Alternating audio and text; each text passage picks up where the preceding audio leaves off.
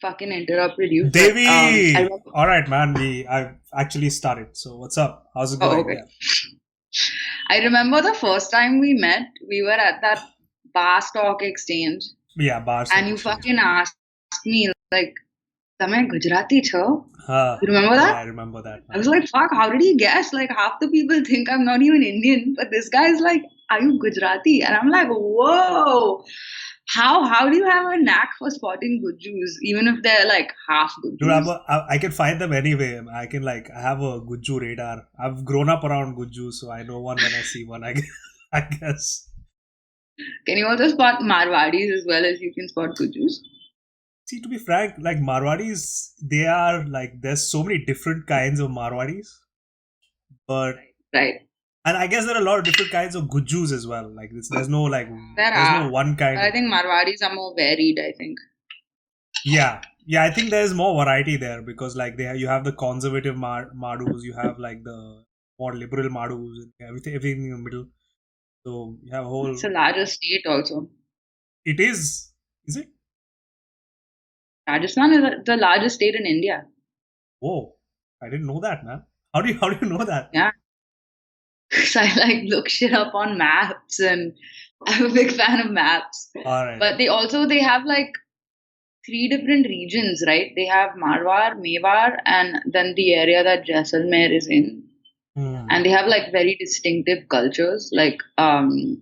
So one is represented by the camel, which is the desert area. One is by the horse, which I think is uh, Marwar, and then one by an elephant, which I think is Mewar.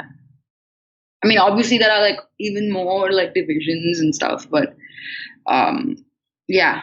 So that's how do you know that? I know about Mewar and all, but I didn't know it's like it signifies like elephants and stuff like that.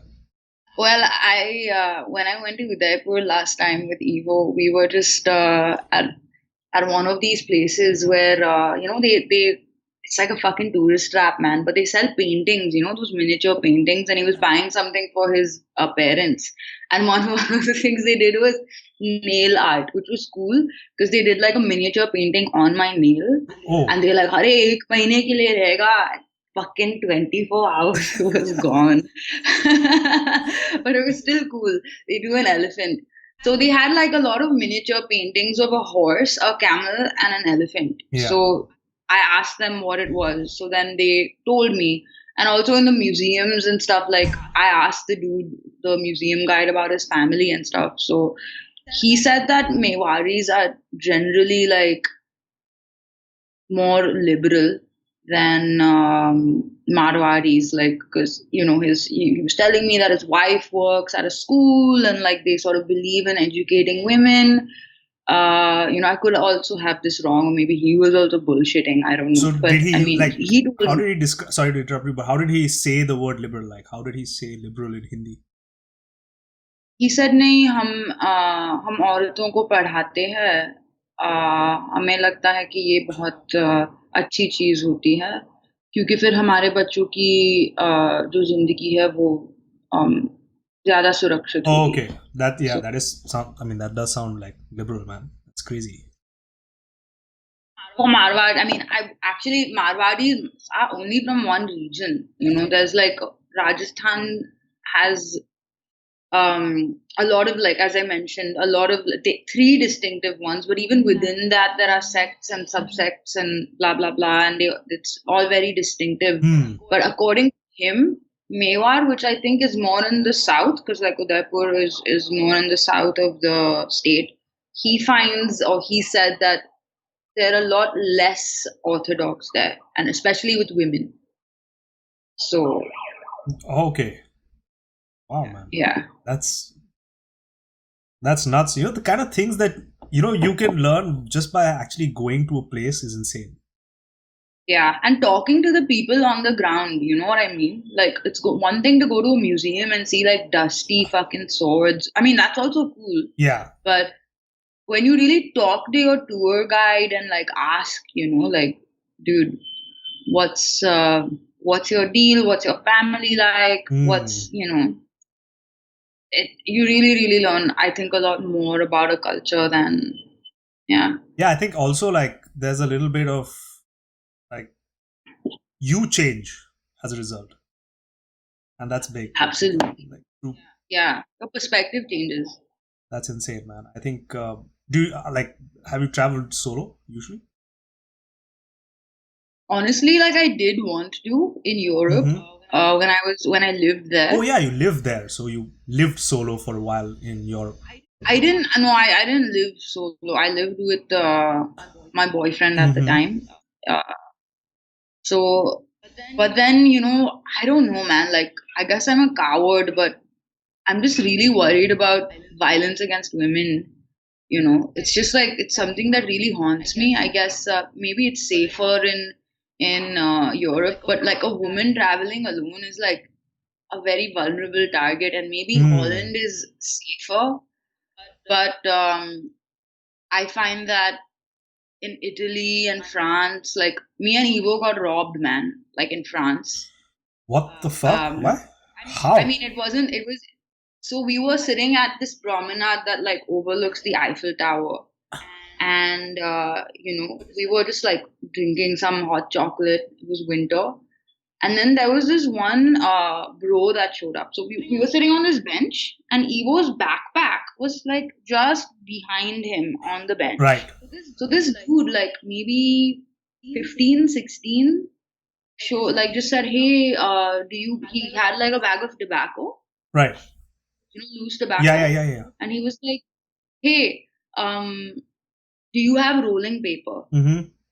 And then I smiled at him, because I was like, oh, I'm in a new culture, and you know, so I smiled at him, and he smiled back, and I was like, Evo, what are you talking about? French people aren't grumpy; they're so nice, And he gave me a big smile, and then he went, and then we looked behind, and our bag was fucking gone. So he was distracting us While someone whacks your bag. while someone whacked our bag, and luckily there was nothing in the bag except for like some Coke, like not Coke but Coca Cola. So yeah, so it's like I don't know, man. Especially if you're a woman alone traveling for the first time, like I find that you're a really easy target. Like another friend of mine in France also kind of like got cornered, at the railway station, and someone was trying to like open her bag. Yeah. So and then there's also the race card, which I've experienced like some fucked up racism, like in Holland, subtly, as well as like really outright shit. Right. So I'm just like, man, I know there's like this whole romance about traveling solo, but in India, to no chance. Yeah. It's yeah, I've had like strange experiences while traveling with people in India, but even abroad, I'm just like, I'd rather not. I'd rather not. Oh, you'd rather travel with someone, is it? With someone, yes. And preferably, like, I mean, maybe if it's a group of girls, then cool, but I would like there to be a guy because I would just generally feel safer. And there's lots of people who've done it. I'm not saying that's wrong, Yeah. but I'm saying it's a professional, personal preference. Yeah, Hmm. Yeah, I get it, man. I absolutely have no idea what it would be like to actually travel as a woman. right. Yeah. I've traveled Yeah. solo once in my life. Did you go to Nagaland? Is that where you No, went? I was there with a friend actually, Nagaland, Okay. Northeast. This was Right. actually Vietnam. I went to Vietnam and then I came back to Right. Thailand for a bit. It What was awesome about it was just the fact that every decision that I had to make, I had to make with Yeah. no one else but me. So I kind of like I discovered some things about my own interest. Like I realized that the first thing that interests me about going to a new place is actually its political for some weird reason is its political history. I care a lot Wow. about actually learning about the history and the political Right. landscape of the place, and that actually like taught me a lot because I was not interested in politics at all till I realized just the level of change that Vietnam has experienced over the past 30 years, and it was basically because of the way they kind of organized themselves, and that was Right. kind of cool for me to. How do they organize themselves? So currently, they've kind it seems like they've organized themselves as a socialist country. So it's like Okay. you can at an individual level, it's like you can't get the best, or you probably can't even get a four wheeler without being taxed heavily. But That's yeah, insane. but the great majority of people would have a bike. So you would have means to Right. travel. You wouldn't have luxurious means to travel. Mm. And Why do you think that is? Like, why have they positioned themselves as um, a socialist, or at least leaning towards? I think it was, or it is an attempt to get a lot of their population out of poverty, which was after Vietnam War. They were actually Right. facing Because the results of like 30 years of war as a country. fair enough. It's Yeah. yeah, they are one very resilient people, man. They're Yeah. And apparently they're like really welcoming to Americans. Like my dad says, like, I mean, it was when he was, I think, in his early 20s when the war was taking place, Mhm. and he took part in a lot of protests, and like in the anti-Vietnam War movement. Mhm. So he's like, I don't know if I would ever go to Vietnam because I'm just too embarrassed, you know. But on the other Mm. hand, Americans who I know who have been there are like, they were so surprised as to like how welcoming they were to other Americans. Yeah, I've seen that actually go down. Like I was at Ho Chi Minh, and like they have a lot of like museums and a lot of like heritage aimed at Americans, because like some of people's like grandparents and things kind of fought there. So like they would kind of make a pilgrimage to the places that their grandparents fought, Wow. just as a visiting back. So I mean, it's not all beautiful. Like sometimes you see these people also kind of um, display, like kind of guilt people into Guilting. Yeah. donate money and things like that. So that's a whole industry in Yeah. itself.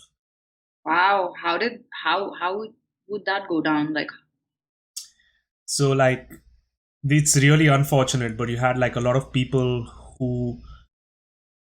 So the Americans unleashed this thing called Agent Orange when they were in Vietnam. It's like a chemical. It's a chemical agent. It's like yeah. it's and the thing is that it basically would level all the flora and fauna, but they drop it on people as well, and the results of that like causes a lot of genetic deformity.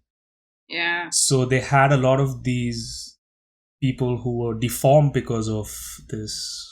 Agent Agent Orange actually Orange. fucking um like you see them like asking for money, things like that, in like very popular tourist Right. routes. And I'm guessing it's a lot of it is guilt, trying to guilt Right. people into paying up, which I am is Wow. messed up, man. Yeah. I mean, you don't even know what's on one hand, can you blame them? On the other hand, like, it's like, Yeah, yeah. it's a gray area, I man. mean, I don't think Totally. it's a gray area. Like, I don't think guilt is ever like a good way to inspire action, Hmm. but like, or create action. Because, I think inspiration is a better way to create action. But then on the other hand, can you blame them? Yeah, I see where they're coming from. yeah, man. So how long were you I there was there for in like 5 or 6 Vietnam? days, And then in Thailand? like 2 nights. Oh, so you just traveled solo for a week. I was in Thailand before I went to Vietnam, and then I went back to Thailand. It was just Okay. one of my friends was getting married in Thailand, so I was like, screw it, might as well do a little small solo trip to Vietnam Right, and come back. So that was fun. right. Yeah, man. Wow. Yeah, their food is awesome, man. I love Vietnamese food. Fuck. Did you like it? Yeah, what's your favorite? I love like the pho, Pho. you Yeah, know? yeah. Pho. Fuck. I Yeah, call that's it. So awesome. I used to call it pho, but apparently it's pho. So yeah, what do you like? What's your Pho. favorite Yeah. pho? I like the pork bone pho. Ooh, the pork bone pho. Fucking delicious, Yeah, man. that was, but I've never been to Vietnam. I went to Berlin in winter of 2014, which was like honestly not a great move because it was so cold. I went in on Must have been Christmas, cold as balls, man. and dude, it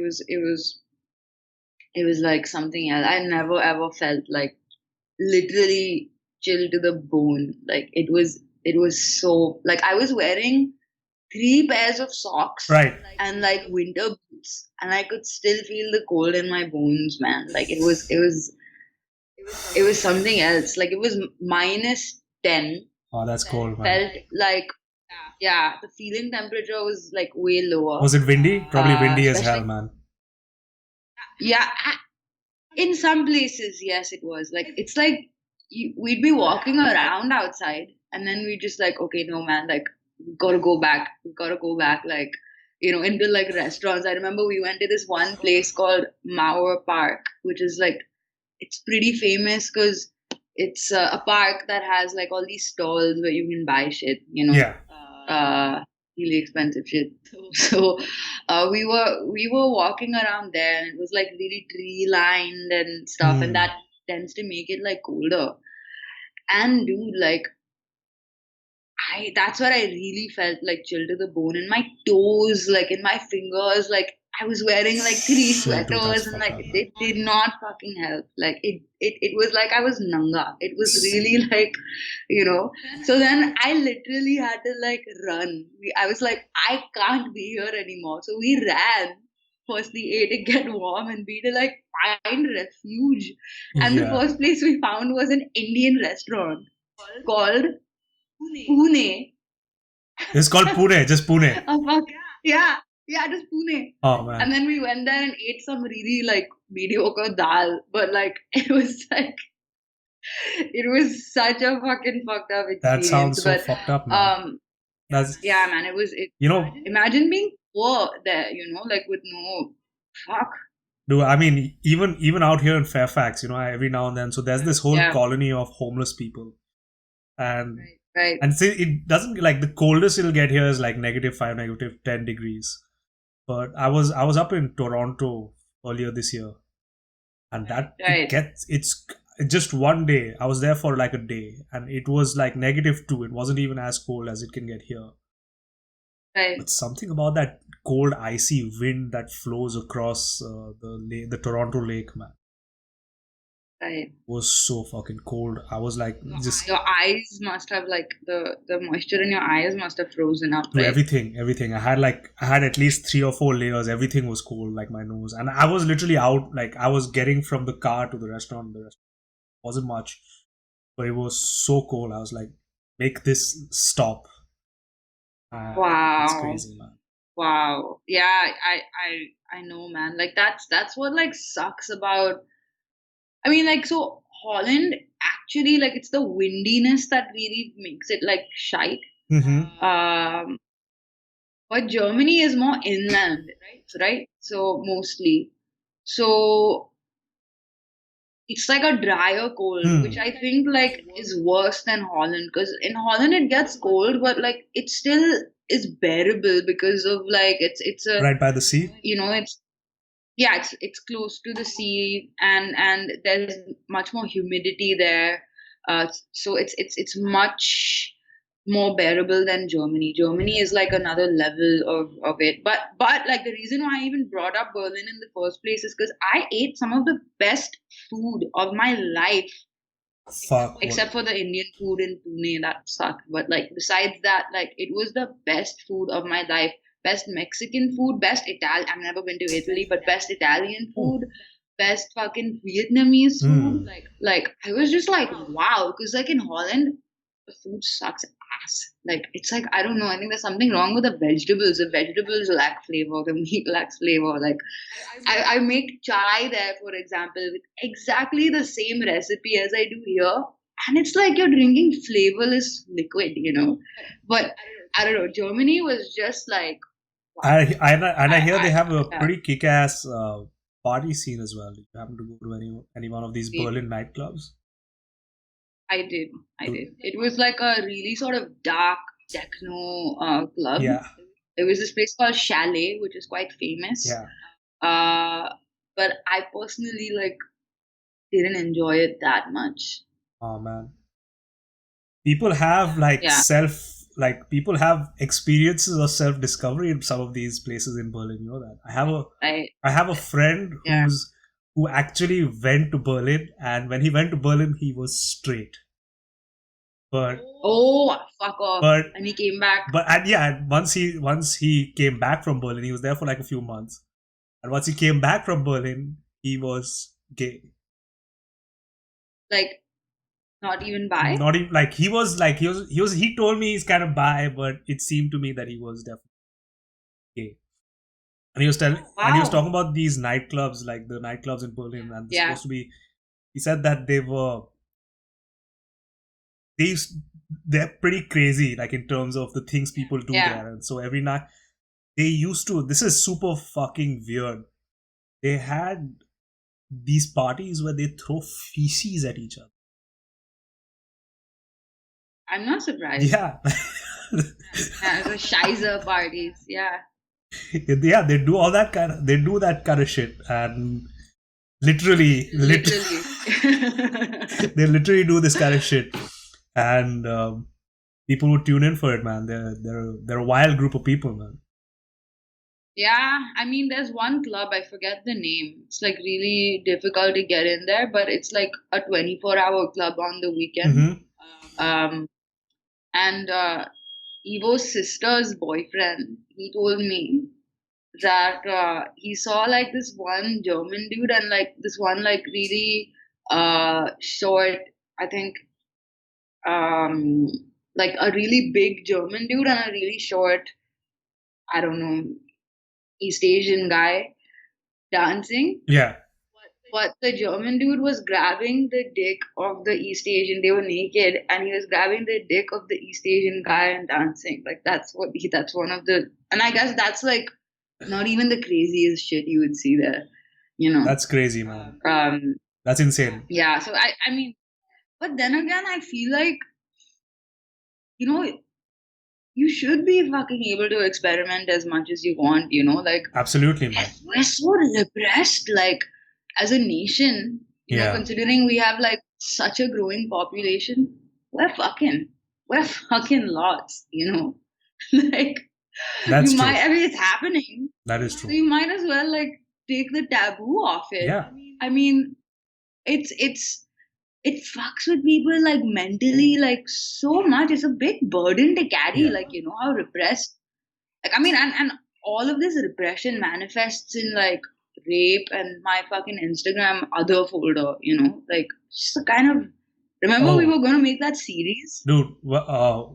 Wait, what are you talking about? What about your other folder is your Instagram? What's up with I that? get like the fucking weirdest messages ever from dudes like on a daily. You know, like it's funny. Sometimes it's like I want to vomit and like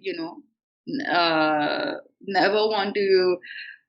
I've had like conversations with Evo where I'm just like, dude, like I don't want to get like I want to get off Instagram. There was one time I posted like a progress picture of myself. I was wearing shorts and a sports bra Right. and standing in front of the mirror. Hmm. And okay, so let me back it up a little bit.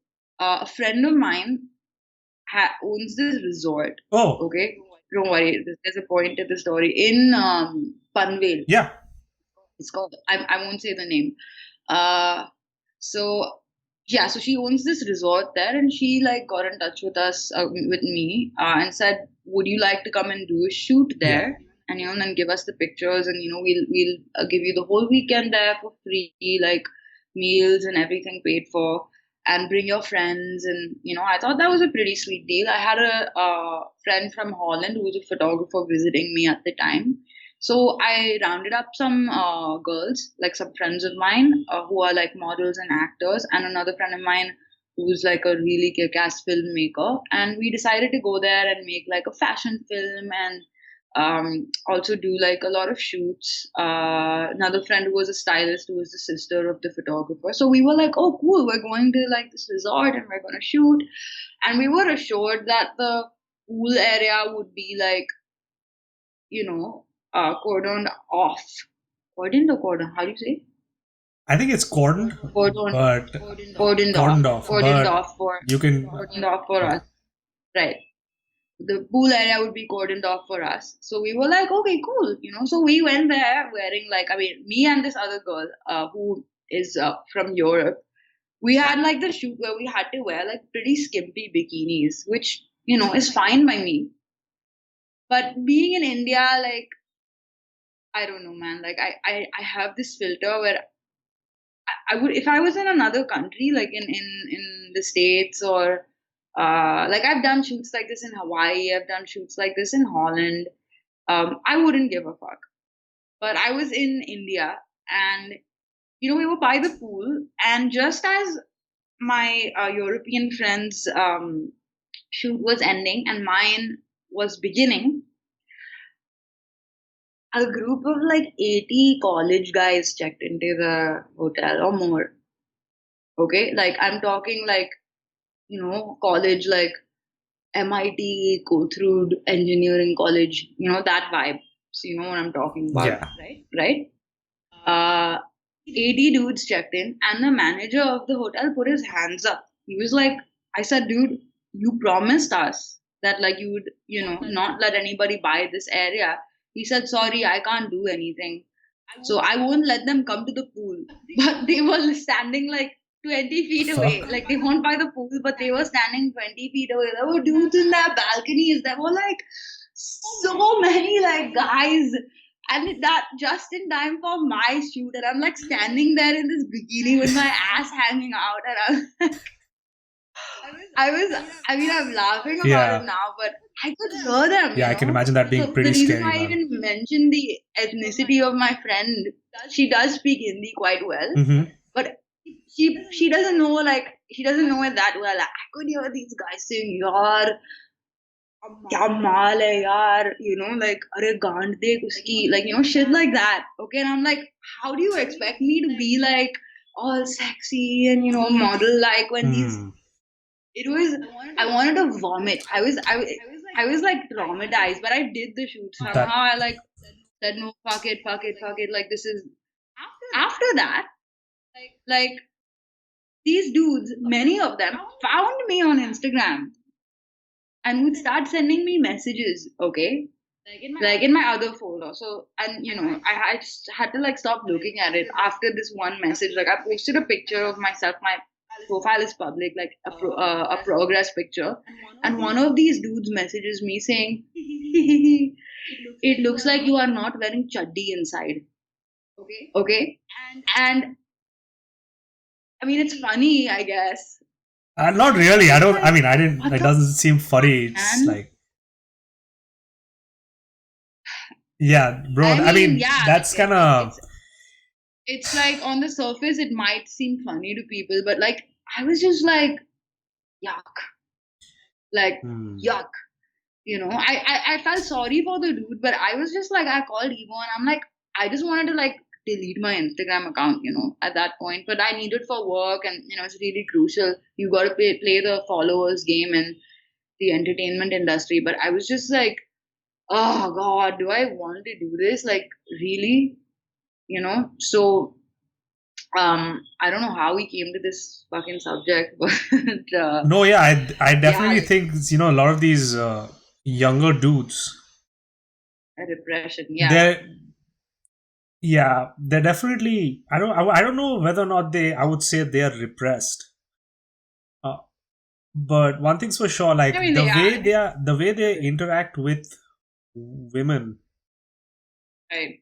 in general does not seem like it. It seems like they haven't had many of those kinds of interactions in their life, and that's kind of Yeah, and yeah. and it's almost like they're saying, well, I don't think I can have a productive conversation with you, so let me just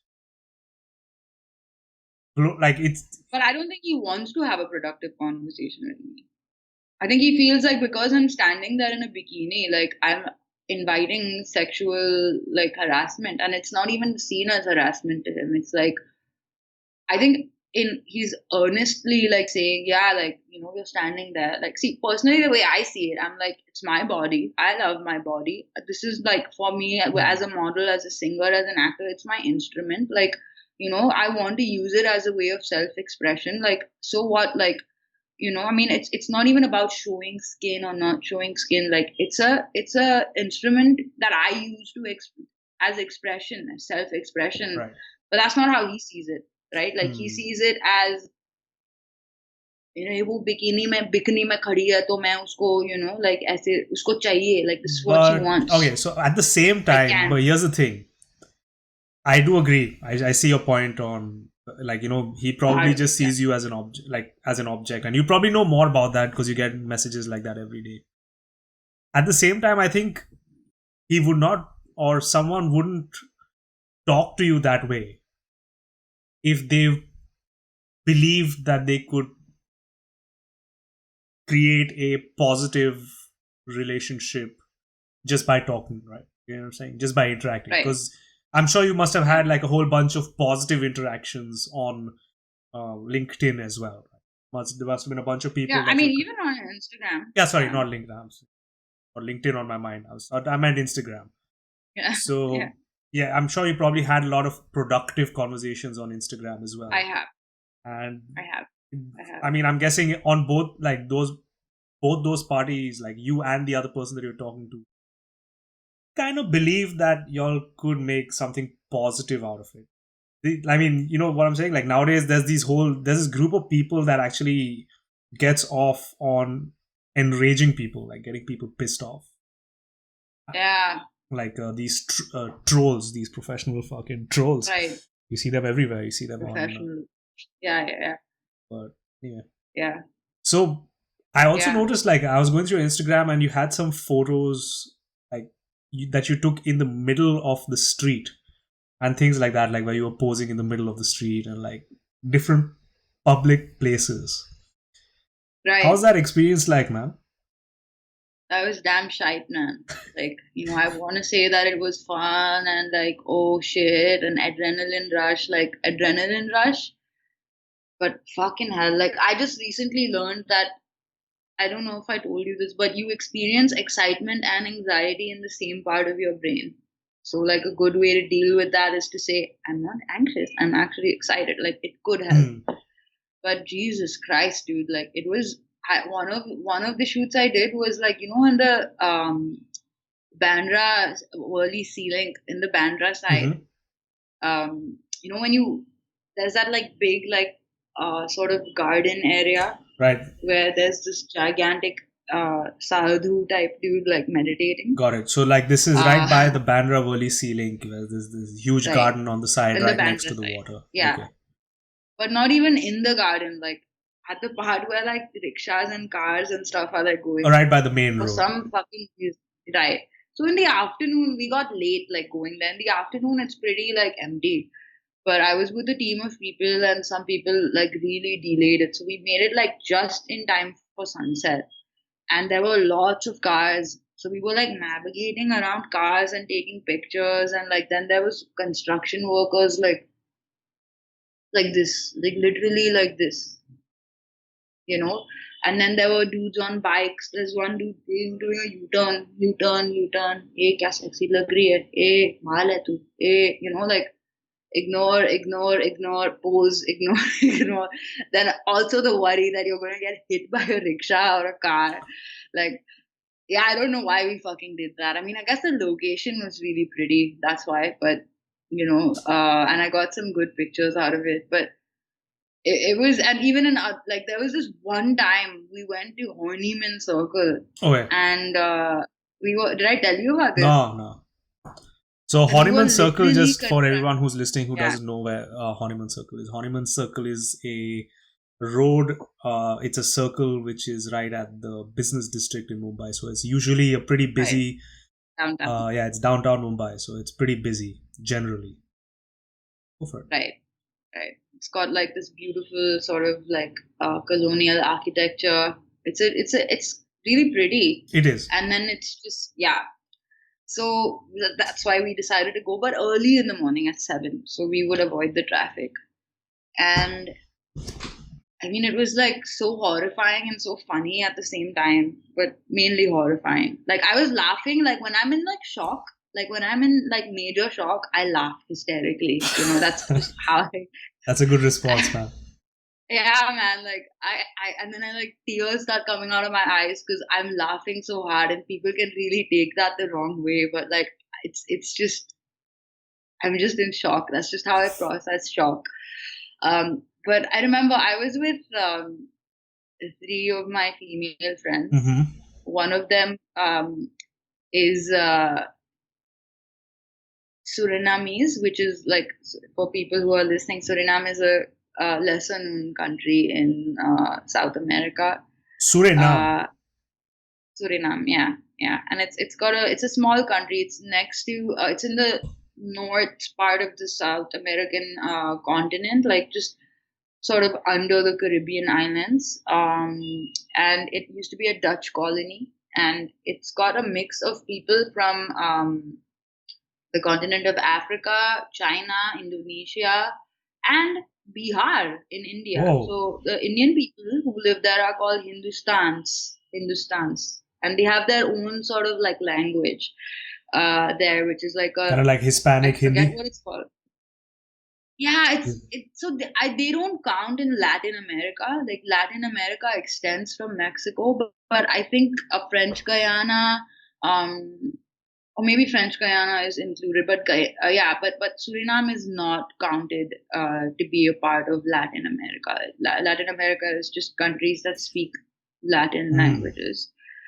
So because their language is Dutch, because they were a Dutch colony, and Holland traded New York for Suriname. That's why New York used to be called New Amsterdam, but then they traded it with the British for Suriname. Oh, So, which, yeah, yeah. that's pretty. That's Anyway, some crazy fact there. right? It's It is interesting. mind blowing. So, it is. It totally is. Like, it really, like, you think you know your history because you know, mugged it all Yeah. up, but you really don't. Fuck yeah, So, man. nah. Yeah, dude. And it's But yeah, so also like it's Suriname, weird, but like I'm personally taken more interest in history as an adult than I ever did as a like, kid. then as a student. And then like you all Yeah. find like stuff like this like fascinating.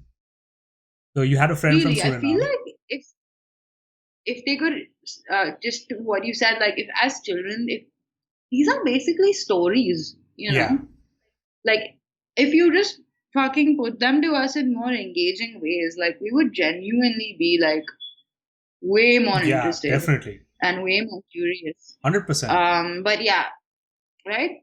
No. So my friend from Suriname, so she was of like her I guess she's of African descent. I'm not sure like where, but and now she lives in Amsterdam, so she's officially like a Dutch citizen. But she was visiting. She was also there at the resort shoot, and then there were two other friends of mine. So the four of us go to Honeyman Circle to do this shoot. We get out of our car. We drove there, parked the car. We get out, and I was walking with Kokila, who you know. Mhm. I was wearing like a sari that was like wound like really tight, so I could only like take like really little, You little, could only little waddle steps. like a Yeah, I duck. was like a proper duck. Yeah. Yeah, proper Donald. Donald, and The yeah, duck, not Trump. yeah, yeah. Fuck, Yeah. not orange enough, but Walking around going, China! he is literally Agent Orange. Yeah. So me and Kugila and I were working, and then ahead was the photographer and the makeup Yeah. artist, Serenia and Priyanka, right? So at some point, because of my sari, like, because I was like waddling like really fucking slowly, they went ahead, Mm-hmm. and then there was this bro. Okay, Koki just says, check out that bro's fashion sense or something like that. And I look, there's this man, okay, to describe him, he was balding, he had a mustache, he had some hair like Oh, yo. he had some He horseshoe was action going with his hair.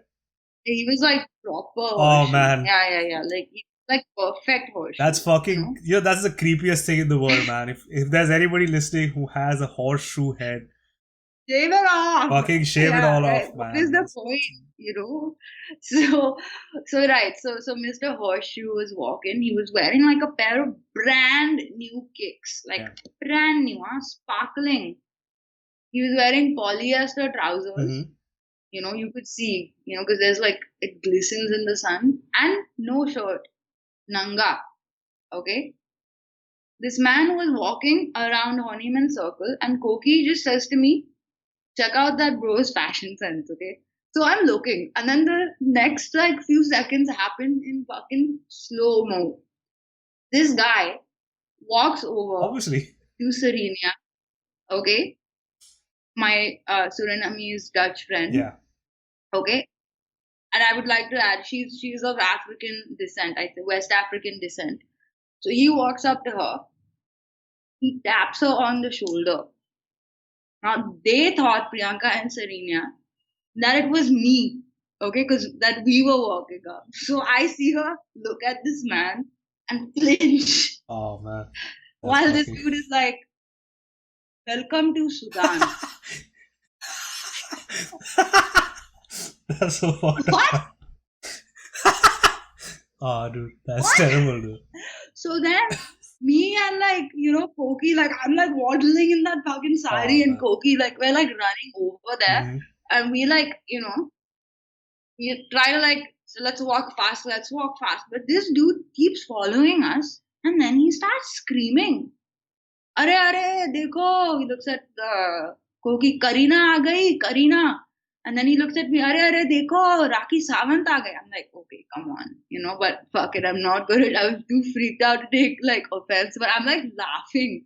And he's going from one side, like we're standing the four of us, to another side, from one side to another side, like saying, अरे बता ना क्या चाहिए, बोलना बोलना, ये दुकान खोल दूं, Kruma is there, he's like looking at the watchman, madam के लिए दुकान खोल दो, चलो चलो, खोल दो, अरे बात क्यों नहीं कर रही मेरे साथ, and like there's all these people standing there, not even one person helps us, okay?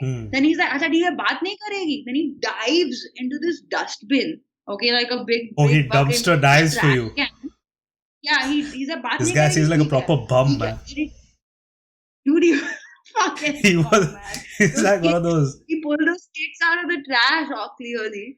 So he dives into this fucking dustbin. He's like, बात नहीं करेगी, ठीक है, ये ले, खा.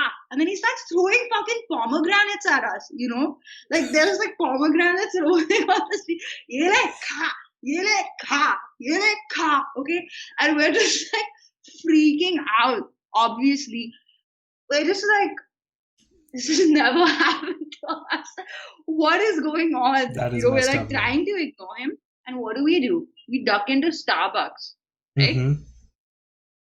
Duck into Starbucks. And then this man opens the Starbucks door and just puts like the naked part of his body, like in there. And there's like this huge, like heavy decorative urn, like just at the Yeah. entrance. He's like, बात नहीं करेगी, ठीक है, बात नहीं करेगी. And he's like, trying to like push it through the glass. Okay. And then like the watchman comes and like says, nikal yahan se, nikal, nikal, nikal. So we're like, okay, we're safe. Right. Then this man thinks, when he thinks the coast is clear, comes running back into Starbucks. Yeah. Okay. His half naked self, and then hides behind like the staircase. And Oh wait, so this guy's like, in the Starbucks now.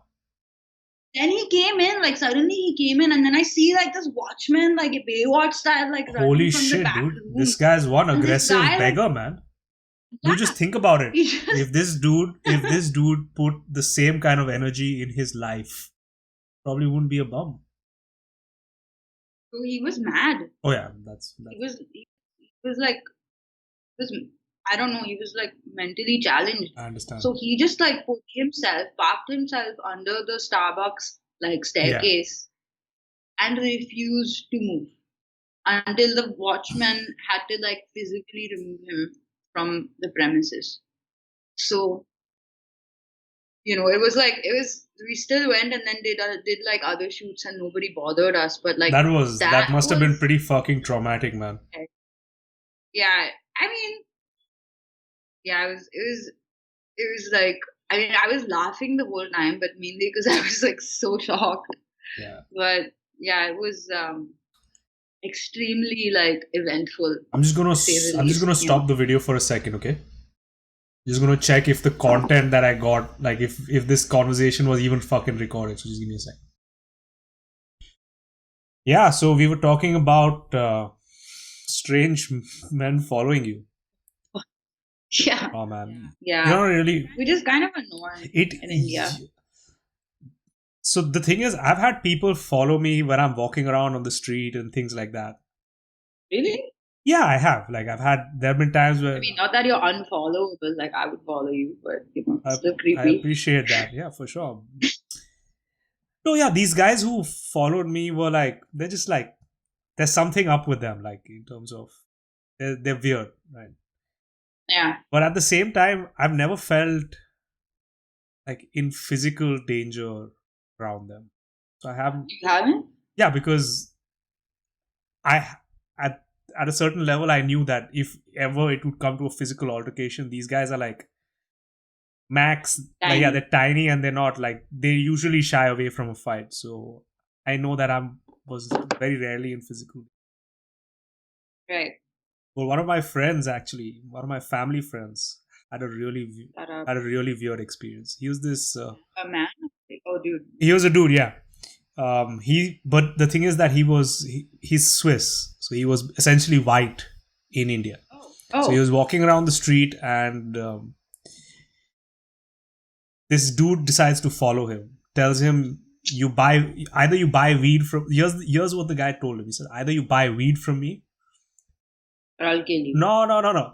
Either you buy weed from me, or I'll go to the cops and tell them you tried to buy weed from me.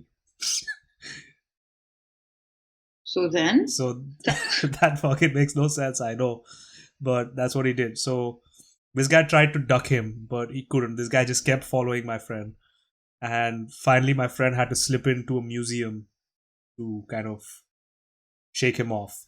And Wow. that guy was still waiting outside the museum for a few minutes before he said, "Screw this, I'm out." And that's how he kind of lost that. But yeah, it's super weird, man. I can only imagine how scary that must be, for sure. Yeah, it's like as a foreigner in India, Yeah, like the the reputation that precedes India isn't even like necessarily great. yeah, I mean, he must have been shit scared, dude. yeah. But I think he was pretty calm through the whole thing, so that's good, man. Right. But there was another Swiss couple. I don't know. I think everybody knows this Mm-hmm. story. Very recently, like maybe 2 years ago, they were in Agra. You know what happened? No, fuck no. What happened?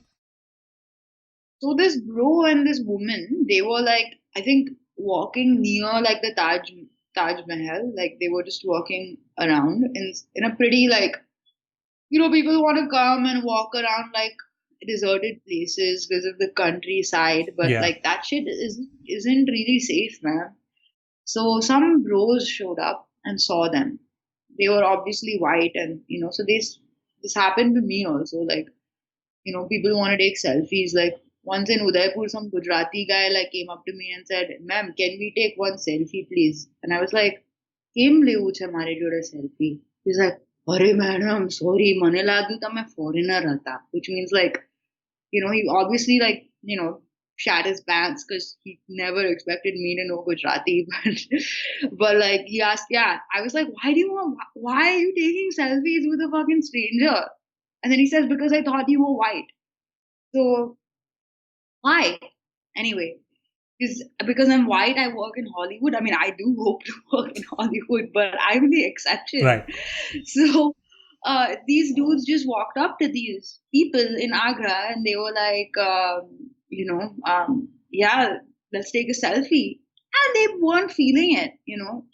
Like sometimes egos like, ah, fuck it, just take a selfie with me, whatever. But these dudes were not feeling it. Like they didn't want to take a selfie with these random people. So they said no. So then they kept like following them and kept harassing them. So then it got physical and they beat the shit out of both of them and they like cracked that guy's skull, man. Like that's how bad I don't think I don't think the woman was sexually assaulted or anything, but like they were like beaten up really badly. The Swiss government got involved. That's tough, man. That's fucked up. Yeah, that's messed up, man. So yeah, Yeah, it's really it's weird because like what you're when you're in a new place, I wouldn't imagine someone to know the customs, right? And for some reason, right. Indians love to take selfies with foreigners. And nobody knows why. I think it's for like they probably do it for the rep. I don't know what the fuck, but Yeah. like nobody expects to be assaulted as a result, man. It's terrible. Yeah, like I mean, you have the option to say no, right? And then just like leave them alone. But like I went to Ranakpur in Rajasthan, and there was this French family, and this like Indian family was just waiting outside on the steps, like for them to come out and then take pictures with them. Yeah. Like just a random French family, mother, father, two kids, and this like massive Indian family, like, please, can we take a picture? They did, I guess to be polite, but I personally like don't want my pictures in some stranger's phone. Yeah. Like at least I mean, Instagram pictures are pictures I choose to Hmm. put out there. So that's a different thing. But yeah, it's very strange. Yeah. That sounds super fucking strange, man. Have you ever said like outright like get the fuck away from me? No, like Yeah, you have. yeah, yeah. Oh, that's crazy, man. And how's that So gone? well, because they've listened. I haven't had like a scuffle Right. in that sense, but like once also like I was like once many years ago in 2013. I was coming back. I was going to Jodhpur from Jaipur by bus, overnight Hmm. bus. Okay, and I stopped to use the loo, Mm-hmm. and like it was like the middle of the night. It was like 3, 4 in the morning. So most of the people on the bus were asleep, and me like I got out, and there was also a bus of school children, Mm-hmm. like maybe like sixth, seventh standard, fifth standard, So they must have been between the ages of like 10 and 13 boys. Okay. So I just got out like like shit, like like um had like a sweatshirt, like looked like a fucking hobo, Hmm. man. Like I got out to use the loo. It's like damn groggy, and I was fucking chased, bro. By these kids. I like by 30 kids saying, "Arey, Gori ma'am, photo, Gori ma'am, Gori." I had to go and hide in the bathroom because like I didn't. Yo, I was where like, is I don't know, like do you know of any movie which covers this whole thing of like people taking photos with foreigners? Because that would make more no. I sense. mean, not that I know.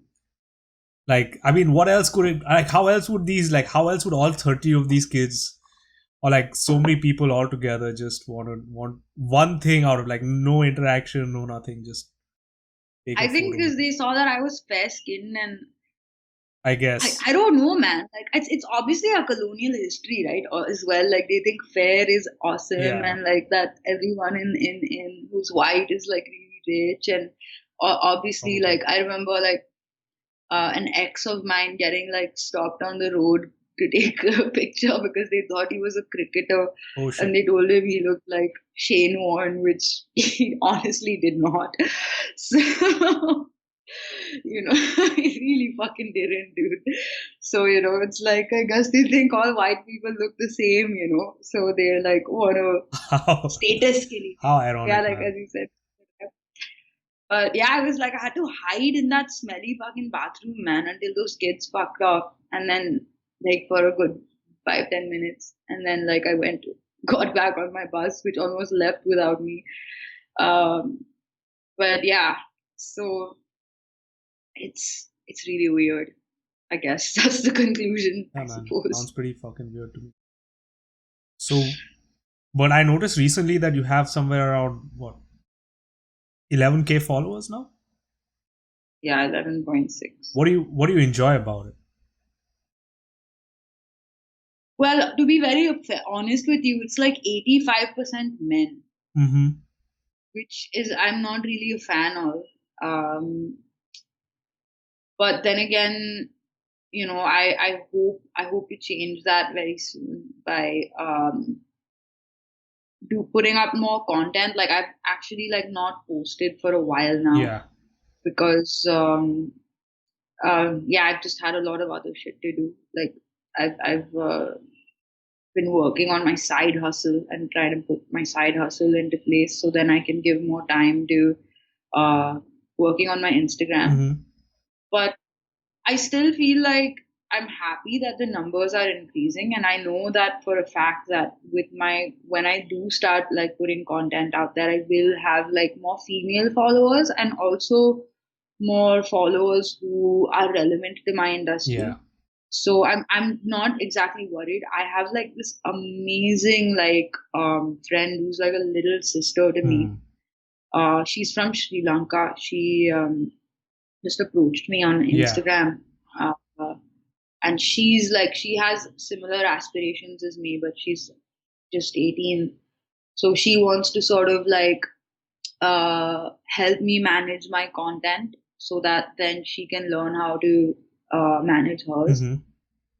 I think she's actually way better at it than I am because the girl has a YouTube channel and Wow. she's constantly making videos. She's like she's doing it all herself with like limited resources, and like I'm really really impressed with her. Like Yeah. and yeah, Yeah. I think you make a good point about reaching out to women because, like, I think the past conversation that we've been having, although I couldn't identify much with it because, right, like, those I've had those experiences, but not really. But I do know of a lot of women who've had that. I right, know. I mean, when I'm saying, like, I'm saying literally every woman that I know has kind of experienced that, and I think there's right, definite power in one people talking about those things because I remember there was this time where, like, there were a couple of times where we were out and about and, like, somebody came up to you and, like, they were talking to you funny or whatever, and you kind of aggressed them. me, Yeah. And you kind of, like, confronted them, said, hey, what's up? Why the fuck are you talking like that? Things like that. Like, I don't know exactly when or how, but I remember this happening a couple of times. And what was interesting about that was everyone was taken by surprise, including me. I was like, this is interesting.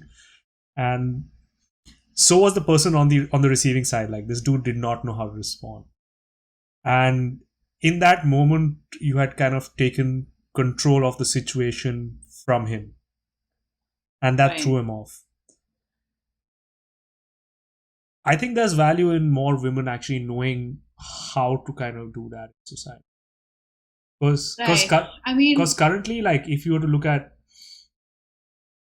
free in terms of freedom, a lot of women are actually free to choose. It's just that to be disagreeable enough to choose the way you did that time requires some practice, and to have a role model on those lines would be really valuable. absolutely kind of you to say. Yeah. I don't remember these instances with you. I mean, I do generally. I remember once there was like these chicks that like just attacked me in a club, and you and Bharat had to like uh, you know, make a wall around me because their friend like fell on me and I just pushed him off and said, dude, watch where you're going, which was, I think, very fair on my side. But they were like really drunk. Yeah, yeah. So I didn't want to like get into an argument with them. But I remember like everyone is like really taken aback when and even like sometimes like disgusted at me for like they think it's beneath me. But like when dudes like stare at me from cars or like like I used to work in Nariman Point at the NCPA. Mm-hmm. Like that area has a lot of people who aren't from Bombay. Like in general, guys from Bombay stare, but like it's nothing like guys from other parts of India. Oh man. So I would always like call them out, and walk on the streets. And my fellow actors, like the men, would be like, "What the fuck are you doing? Yeah. Why are you doing that?" And I'm like, "What do you think? What do you mean?" Like, I'm asking him why. Like, he's violating my privacy. He's just looking at me really strange. I don't fucking like it. Like, I'm gonna tell him Yeah. that. Uh, but then they made a point. They were like, "Look, we're with you right now. What if you're alone? You know, what if like you're alone and you really offend someone, and then what? What if they don't back down? What if they like don't like being spoken to like that by a girl, and they you won't even know what'll happen. Like someone will just take a knife. Someone could knife you. Someone could, it's you're putting yourself in danger." I was in car station once, and like some dude like just came out of nowhere, and I don't know, said some like really like disgusting sexual shit in my ear. Kid, man, like just uh and that's when that point was sort of like proved to me, this guy's point, that like that it was like in this um I don't know if you've ever been to car station, but it was like in an area that is pretty dicey, like when I you're get what leaving you're the saying, like station. just right at the exits, Right, sometimes there's like low right, lighting right, and things like that. There's like a right, staircase and you can't see right. clearly on corners and things like that. Yeah. Like or I could have been dragged if I would have like I just learned to ignore it, because Yeah. I see their point, like when your safety can be compromised. I do think, they could retaliate. Like I've had guys like follow me from the station near my house to my home, and one guy like walk up to me and saying, "You live in this building, right?" Like just some random dude. I'm like, fuck. I'm like pretty far away from home. Why do you know where I That's live? pretty fucked up, So man. that's when I stopped taking trains, you know. So this is also a country of acid attacks and fragile male egos. And, I'm afraid, I will admit that if I piss someone off enough, he might just physically harm me. And that's why, like, I've toned down the aggression Okay. when, yeah. Yeah, I wonder what that line is in terms of, you confronting people vocally and not. And in cases like that, I think it's super important, super useful to actually have some kind of like some kind of fucking personal protection, right? Like pepper spray Pep, or like, pepper spray, fucking taser, something, so that you're kind yeah, of more. I'm learning martial arts Oh, also at the nice. What are you moment. learning? Yeah, it's MMA. Mixed MMA. martial art. Yeah, Sweet. yeah, Yeah, like things like that. Yeah, the thing with the martial art is like you need to. There's no halfway measure with a martial art. no, Either you know it all the way no, or you don't know it at all. Like if you know it all the way, that's right. when you can use it. If you know it halfway, like most experts or coaches would say, don't fucking do it. Don't do it. But maybe it's good to know like how to at least defend yourself, like the basics. It's not like Yeah, I'm beat someone, but at least defend. yeah. Even then, like if you'd ask an expert, they'd say, you know what, just if you get into a fight, just run. Like just get the fuck away from, Right, because you don't really know right, it. Like you think you know it, but you don't. right, right. But I mean, it's really cool that you're doing that for sure. Keep doing it. Yeah, I'm not gonna stop. Like, I wanna keep doing it until obviously you can't put it into Yeah, practice. Like, I do it like with a video, and I learn like different moves. But it's really important to have like a sparring partner, I guess, to be yeah, able to put it in practice. yeah.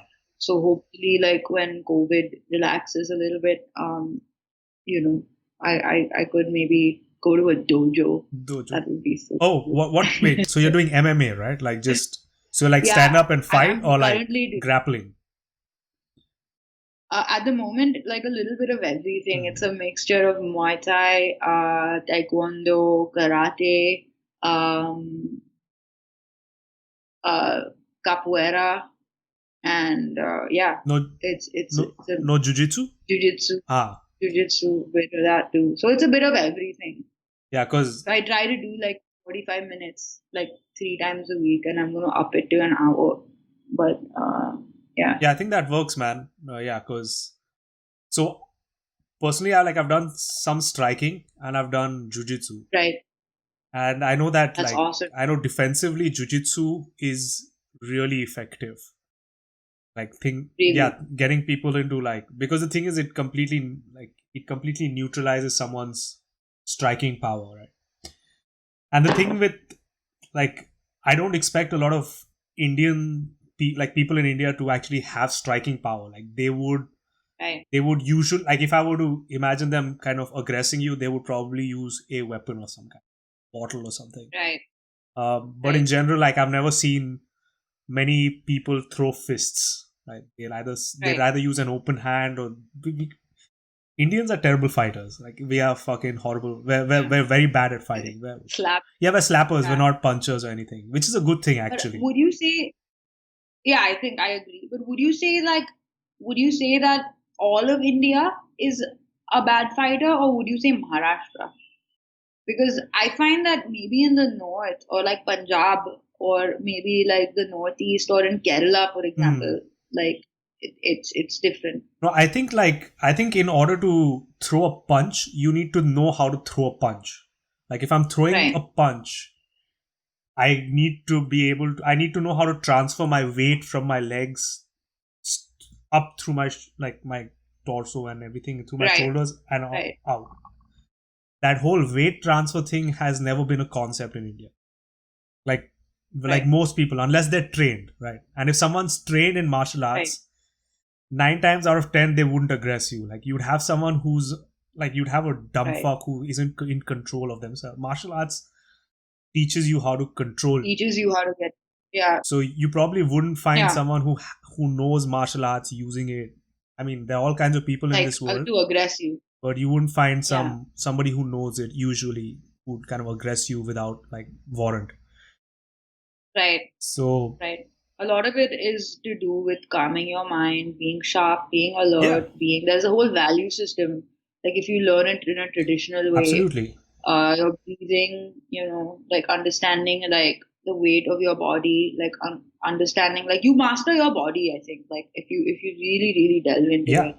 Like that's why like I've seen these films about like Shaolin monks, yeah, like the men who are like the most advanced are the ones who just sit in meditation. They don't actually fight. It's only that they, you know what I mean? Because like they've mastered their body and mind so much that they're truly at peace and calm, yeah, but they can defend themselves. yeah, absolutely. Like I think it Um, requires a different kind of energy to be able to um even right now, like supposing we're having a conversation, right? Supposing you're talking to someone, very rarely do you consciously assess the physical ramifications of a conversation, right? In terms of what if I have a conversation with this person and this guy decides to get aggressive with me and attack me? right, Very right, rarely in regular conversation do you do that. Martial arts allows you to kind of creates a space where you do that because I guess we've mostly only been brought up in peacetime. We've not been brought up in martial right, time. So right, right, right, 99.999% of the conversations we have are peaceful. Like we're just talking. right. But We're relaxed usually. yeah, I mean, it is not a, but I think for women it's slightly different, with yeah, at least with strangers or people they don't know, like, yeah, definitely, you know, yeah, definitely. So there's always this looming level of tension, I guess. So yeah, that is true. I have actually experienced a lot of women kind of think about things and look at logistics that I as a guy I would never think about. no, yeah, Like yeah. if I'd say, Like every time I get into an Uber, yeah, for or example, like say for yeah, instance, if I was to if I was to say, okay, you know what, we guys we're going to the mall at like 11 p.m. and tell my friends, hey man, just meet me there. But every now and then, Right. like a female friend would say, you know what, like how am I going to go get there? Like they probably need to think through the logistics of parking from the time they park Yeah. to walking into the mall, and like the fact that it's going to be a solitary walk and there might not be many people there, and you don't know where the cameras Right. are and all those things. Um, it's pretty crazy that you have to think about that, because I personally do not think about it that often. Right. Right. It's nuts, I mean, man. unless you're like in a really dangerous, crime-ridden city, like I mean, I think Bombay is still like safer than you say like Mexico City or New York, even where you can get mugged, or Hmm. London. I've had friends, male friends who've been mugged In over London. there. Yeah, even in France, Hmm. Italy. Yeah. Yeah, man. So I've never heard of like some like any of my friends being subject to crime in Mumbai. yeah, like I heard once, like outside the Bandra Gymkhana, Hmm. there were some chain snatchers who were like, like they would take advantage of like these drunk uncles leaving the Bandra gym.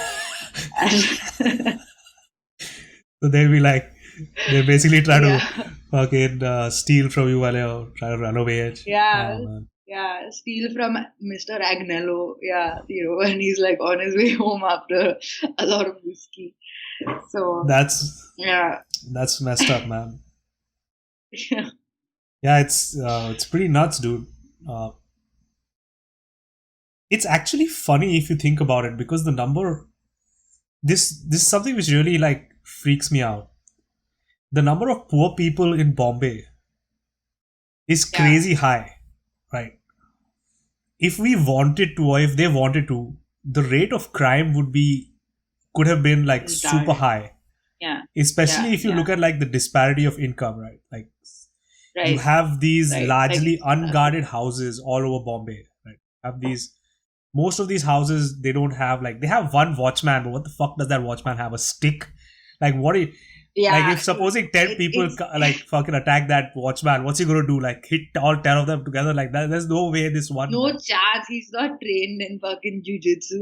No He's not. way. He doesn't have anything. He doesn't. They rarely have weapons. Like they don't have any license to No, carry weapons and shit. Supposing a no. group of these people, like 10 people, all they need is 10 people with knives and shit to walk into one of these places and cause all kinds of Right, panic. Just right, walk into people's houses. Like houses aren't secure too. They some of them have cameras, some of them have cages, but most of them don't. You could just knock or just get in. Like what I'm saying. Like some of them are right. wooden. I'm sure, like any of these open complexes, right? Like all over maybe on the area, things like that. Someone decides to walk up and steal the living shit out of everyone. One by one, they're just They wearing can. masks. There's nothing you can do. Who's to actually stop them? Like I feel like Right. we have this whole fiber of, or we have this whole um these levels in our society, especially in Bombay, which people don't tend to cross. Like if you are someone who's poor in Bombay, you're not going to walk into a 5-star hotel, right? You're not going to find someone, even if they can afford it, right? Because actually, if you think about it, like a meal in a 5-star hotel in Bombay costs of like 5,000 rupees. If you Yeah. earn 40,000 bucks a month, that's like 10% of your salary. But supposing if you wanted to celebrate Right. something really big, you could do that if you wanted to. It's not like impossible. Right. I'm not saying that these people can afford it. I'm saying it's not impossible. But yet, This. if Yeah. you're poor and if you're in Bombay, you're not very likely to actually go into one of these 5-star, have a meal. No. And I don't think it's No. because of the money. I think it's because of No. confidence, and also like what we've told different classes of people in us. Right. And them accepting, like, I think it also sort of like this sort of conditioning dates back to such a hierarchical structure like we have. You sort of see it in like every level of your life actually. Yeah, man. Like from the caste system to I think people just the caste system basically like let puts people in a position where they accept, like, this is, remember we had this conversation about like Gully Boy, for Yeah. example, where this kid from The slums had big dreams to become like a famous rapper. He was really talented, but his father kept saying, "Hum chote log hain. Right.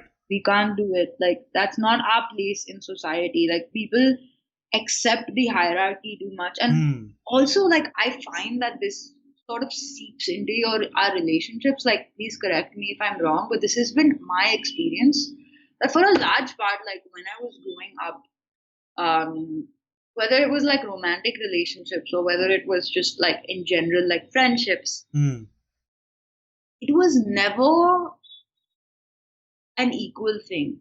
It was always like alpha beta, Right. like this person is the alpha and I am beta, or vice versa. Like it was never like, I don't think people here are many people here. Let's not say less. I won't generalize, but I think many people are not conditioned to view like there is a hierarchy even with like your own relationship, like with your spouse or your boyfriend or your girlfriend. Like Yeah. one person wears the pants and one person does not, Yeah, I or with guess. friendships. Yeah, for sure. I think you can see it like top down, like who's on top, who's on bottom, things like that. Right. I also like to see it in terms of once a certain pattern of interaction is set up, it's very different. It's very hard to change. It's very hard to kind of Right. break that. Like there's resistance from both sides. Like if you have a relationship with someone and they're used to seeing you in certain ways, like, and I think a lot of Right. like abusive relationships, with parents and things like that, very often As well. these people do not want to see the other person actually change because that would change the dynamic in the relationship, The dynamic. Right. and that Right. happens a lot. The hierarchy of the relationship as well. Yeah, and Yeah. a And lot of that is happening, I think, in our society, like in general. Like for example, have like, I'm sure you know someone in your family or someone around has people working people working in their home, like staff, mm, mm, and they generally are absolute assholes to them. yeah. I can't be friends with people like that. But yeah, like And I yeah, always I've wonder seen it. what what actually stops these people from Retaliating. retaliating, from absolutely obliterating the person who's talking to them in a Yeah, derogatory they manner. accept their place in society, man. That's just like Hmm. I find that okay. So there was an incident in my building. There's a woman who lives in my building, and she's known to be like she's been really nice to me, but like she's known to be like a really aggressive person. Like I haven't interacted with her, but with everybody. Hmm. So she is known to like treat her staff like damn badly, like Yeah. swearing at them, hitting them, like really like very fucked up shit. Yeah. So she had like one guy from I think UP or Hmm. Bihar working for her, and she slapped him one time. I don't know, probably didn't do something right, She slapped him. and she slapped Okay. him, and he slapped her back Right. because like I think probably a Maharashtrian guy would not have the likelihood of a Maharashtrian. If he were Maharashtrian, it would be less. Hmm. But it's because he was Bihari, like over there, like I've had taxi drivers from UP and Bihar say that, like in my family, women aren't allowed to make eye contact with you when they're Yeah. talking. Like it's that severe. Yeah. So for them, it's all like I don't care if you're rich or you're poor, you're a woman. Got it. If it were a man who did it, he probably wouldn't have slapped back. If it were her husband. Right. Yeah, and at the same time, like, I think it's kind of fucked up that That she slapped him in the that first she place. But slapped yeah, him, and I'm guessing and I'm willing to bet that she was surprised when he slapped her back. yeah, So or she. sorry, say that again, please.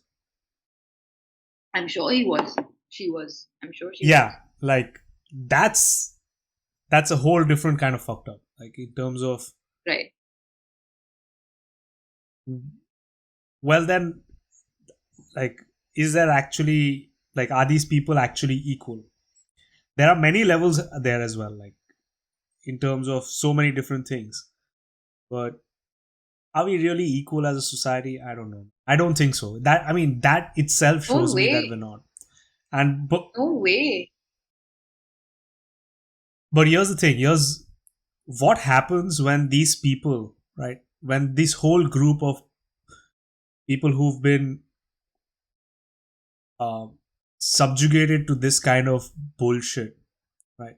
Their whole life, realize that they actually, and in reality, they do have more power than the rest of They think society. they do. That they're brainwashed and yeah, I think, there could be a revolution, but it's Hmm. like somebody once at like a party said that it's a huge surprise that there hasn't been a revolution in India as yet, but it's like we hierarchy is all we know. We love having a figure to answer to, Yeah. That's why like celebrities and politicians and stuff are like worshipped like gods, like, Yeah. we that's our normal, like that we want to have someone to answer to.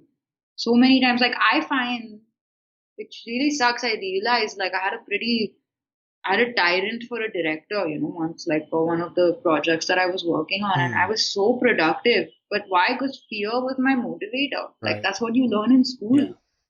Yeah. Like if left to me, like it's what you learn in school.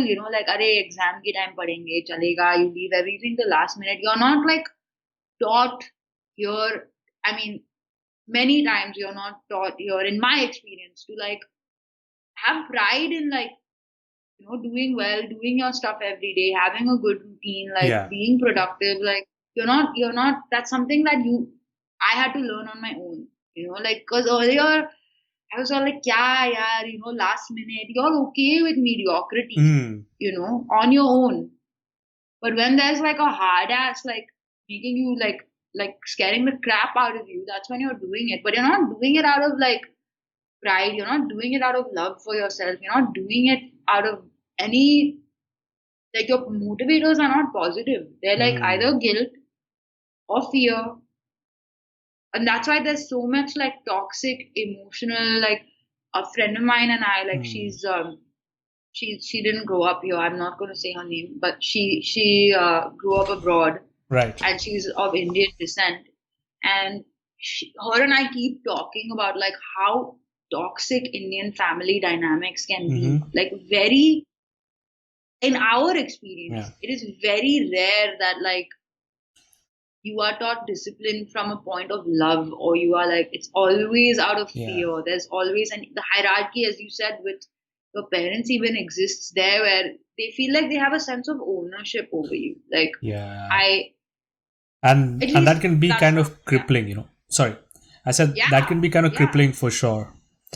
It's a huge burden because you aren't treated like, well, for men, I find that like, for example, for my cousin, it's a totally different thing who's a guy. But for me, it's like I'm as old as I am, and you know, I'm like fucking hearing, oh, you're going to Amsterdam to see Evo. My money, okay? Right. My Have you asked your mom?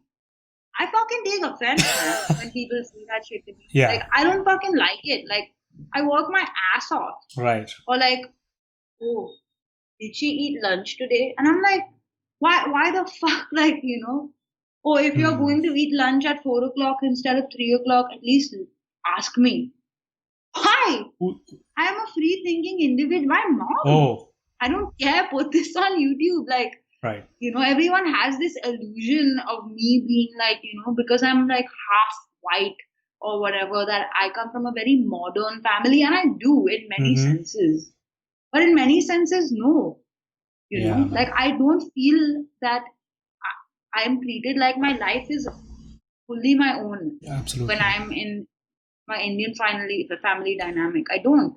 Yeah, that's So yeah. I mean, yeah, I've definitely noticed that with a lot of Indian parents, that they kind of they almost they feel like they're entitled to the decisions that kids make. Their kids have to make. And here's the interesting part, right? Um, a lot of parents have actually in not mind to to a very large extent. They pretty free about Right. what they like, what I could do or couldn't do. With your sister as well? With my sister as well, they were pretty open. That's awesome. That's awesome. Yeah. So, but in general, what I've noticed is that I don't know if it was the state of India between the 70s and 90s, or I don't know what it is, but a lot of parents who've kind from our generation Right. are Like our generation's our parents. generation's parents, yes, are very Right. conservative. Like they're very they're super, they're risk averse. Like, let's not say Right. conservative because that's a different thing. I'm saying they're very risk Right. averse. Right. And what happens as a result very often is that I found that my friends who are in creative fields or offbeat fields have to question their motives very, very often. Right. So they're like, why are you doing this? Hey, man, like, oh, you want to be an actor? Why do you want to be an actor? Oh, you want to be X? Why you want to be a musician? Why do you want to be it? And they constantly find themselves explaining to others. Hence, they explain to themselves Why they're doing what why they're they're doing doing. Yeah. what they want to do. But like, I've stayed here in the States for like a couple of years, and nobody fucking asks you why you want to do something. Nobody asks you, wait. They say, oh, you want to do that? Fucking amazing. Let me help you, or let me see if I can help you, or if I can't help you, let me encourage you. I Right. mean, it's because it's a very So they enterprising, respect your choice. yeah, Yeah. and it's also because it's a very enterprising nation. You have like all people doing all kinds of different things, so it's not weird if someone does something different. Right. But like, there are sometimes there, like, in everyone that I've spoken to who've kind of grown up with conservative Indian parents, they have this need to explain why they're doing something just to validate the way they approach. And Absolutely. sometimes I think I'm this particular generation of people who are, so to speak, the most who are like well on their way to be the most productive people in our country, 25 to 30, 35, 25 to 40, could have been able to achieve so much more if as a country more. they were not so self-critical about the way, right? Absolutely. um Absolutely. Like, yeah. and I found, yeah. a lot of, in fact, a lot of Sorry. like, because you said, because you're an actor, right? So Yeah. like a lot of acting is actually going through your like layers of inhibition and kind of moving through that to Right. act. So Right. did you find that it was like, how was that process for you? Um, like to be honest, it's like I believe that once you get rid of your inhibitions, they're gone and all of that. That's not true. You have to keep. It's very difficult because I mean, it's great. I love it. So, but you know, it can be really mentally and physically and emotionally exhausting because you find like you're put basically making yourself vulnerable, especially like in a rehearsal Yeah, space where you're trying things. yeah, There's people watching you, and I found like each time I go into rehearsal for a new project, it's very difficult. And especially because, like, I mean, what adds to it is also like, see, I love what I do. mm-hmm. Like, it's something that was my calling since it was literally my calling. It is my Yeah, calling, like, and not just acting, but like, using my body as like an instrument for art and expression, and like acting is a part of it, singing is a part of it, like I write as well. Like I love to like put all of those things together, right. and like it's something that I as a kid enjoyed so much, Mm-hmm. but it was questioned. uh it was questioned so much, like it was ignored when it was time to go to college Yeah, and choose what to do. And then when I had to like literally like fight for what I wanted, it was questioned. It's still questioned. It's like How? It's questioned by strangers, it's questioned by family members, it's questioned by like, and not just in India, huh? I have like people like abroad also like saying, oh, maybe suggesting like alternate career paths for me. And I'm just like, Hmm. dude, I'm a really fucking smart person. Like, I am, like, I'm not saying that in an arrogant way, You like, just fucking because are, I'm man. You smart know doesn't what mean you are, and that's I'm, cool. yeah, I'm really, really smart. Okay. So obviously, and I'm very sensible. All right. Like, I make very healthy Yeah. choices, as much as I Hmm. can. And for whatever I don't like, I'm making sure I'm getting therapy and help and Yeah. like trying to function as like a normal human being. So, like, do you think that I am so fucking stupid that I have not considered these things? Do you think that I'm so fucking like dumb that despite being within an industry, like, I don't know how it works? Of course, I know how it works. But I'm still choosing to be here. So why the fuck is this being questioned? Like, Have you? also, Does that usually, or does that ever cause you to question yourself as an yeah, and artist? that's why, like, yes, absolutely. Like, until recently, like, I was justifying it to myself because, like, your loved ones, the way they talk to you creates your self talk. You know, you can't help it. You want approval from your family. You want approval from your friends. Hmm. It's something like, you really really have to be very self aware and very emotionally independent to like be okay with not getting that. And that's why I even bring it up. Like, I find that like the parents of our generation are also extraordinarily hypocritical. How You so? know, well, for example, I've seen families where like parents themselves have taken like offbeat jobs or whatever offbeat. Yeah. At least it was considered to be offbeat at the Right. time. Like design, for example. Like now it's looked upon as a career, but in the 70s, what the fuck was design? Who knew what Yeah. It design was? was. Like, I can only it was imagine. an alien concept, right? Like they said, what? So are you gonna draw? No. That's I've studied Hmm. design, and like there's it's also it's truly a beautiful thing, and I'm glad that I studied it. It taught me, like, it gave me a great perspective.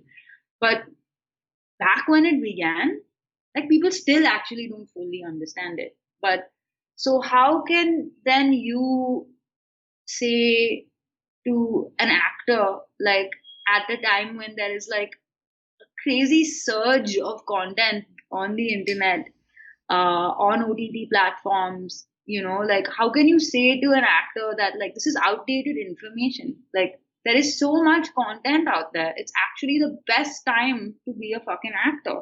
Absolutely, Like, man. what are you talking about? Yeah. 100%. And thanks to the tools of social media, like, if you are disciplined enough and if you educate yourself enough about it, you can create a very lucrative situation for Absolutely, yourself. Like, man. it takes a lot of hard work, but I mean, doesn't an engineer in engineering school work his ass off? Yeah, and Like, I most of the know time for he doesn't a fact even fucking want to. That's the most fucked up he part. doesn't even want to. He's miserable, Yeah. you know. Yeah, man. I'm Or a doctor. absolutely, and I really want to actually talk about how fucked up it is that we had that whole, and we still do have that whole engineer, doctor, lawyer bullshit. Not lawyer as much, but engineer, doctor. But A lawyer as but well. I want Like, to yeah, ask. I it's wanted sort of to there. ask you how you work against that. So when that conflict kind of comes up, what do you do to kind of keep going? Because you do keep going, right? Like you've created like a lot of content. You continue to act. You continue to sing. You continue to write. So how do you how do you kind of work against that Like, natural tendency? honestly, yeah, like, very very honestly, Hmm. like, when you're a kid and you do these things, they're really encouraged because they're hobbies, Yeah. and then, like, I found that when I was a teenager, like, it was actually like, I don't really miss a lot of my childhood, but like, what I miss the most is like being in a state of flow, like, all the time, or like where you could effortlessly create, like where Hmm. all you had to worry about was improving your skill, like just Yeah. practice. right? Yeah. That was the only thing that, you needed the consistency, but it never felt like work because you were always in a state of Yeah, flow you were in a just matter of zoned in, like you know. seconds. Yeah, just zoned in. But I find that for the last 10 years, it has been, my life has been spent overcoming obstacles that have like been put in like place of doing, like put in the way of doing what I want to do. Right. That most of my energy is not spent on self development, it's spent on overcoming these obstacles. Right. So I find that I have periods of like real a lot of anxiety, self doubt. I feel like I'm getting burnt out. Whereas earlier, like these things used to Yeah. energize me, I think it's you really know? powerful that you're actually talking about it, because I'm sure that anybody who is in the creative sphere and space actually experiences this on a regular basis. Right.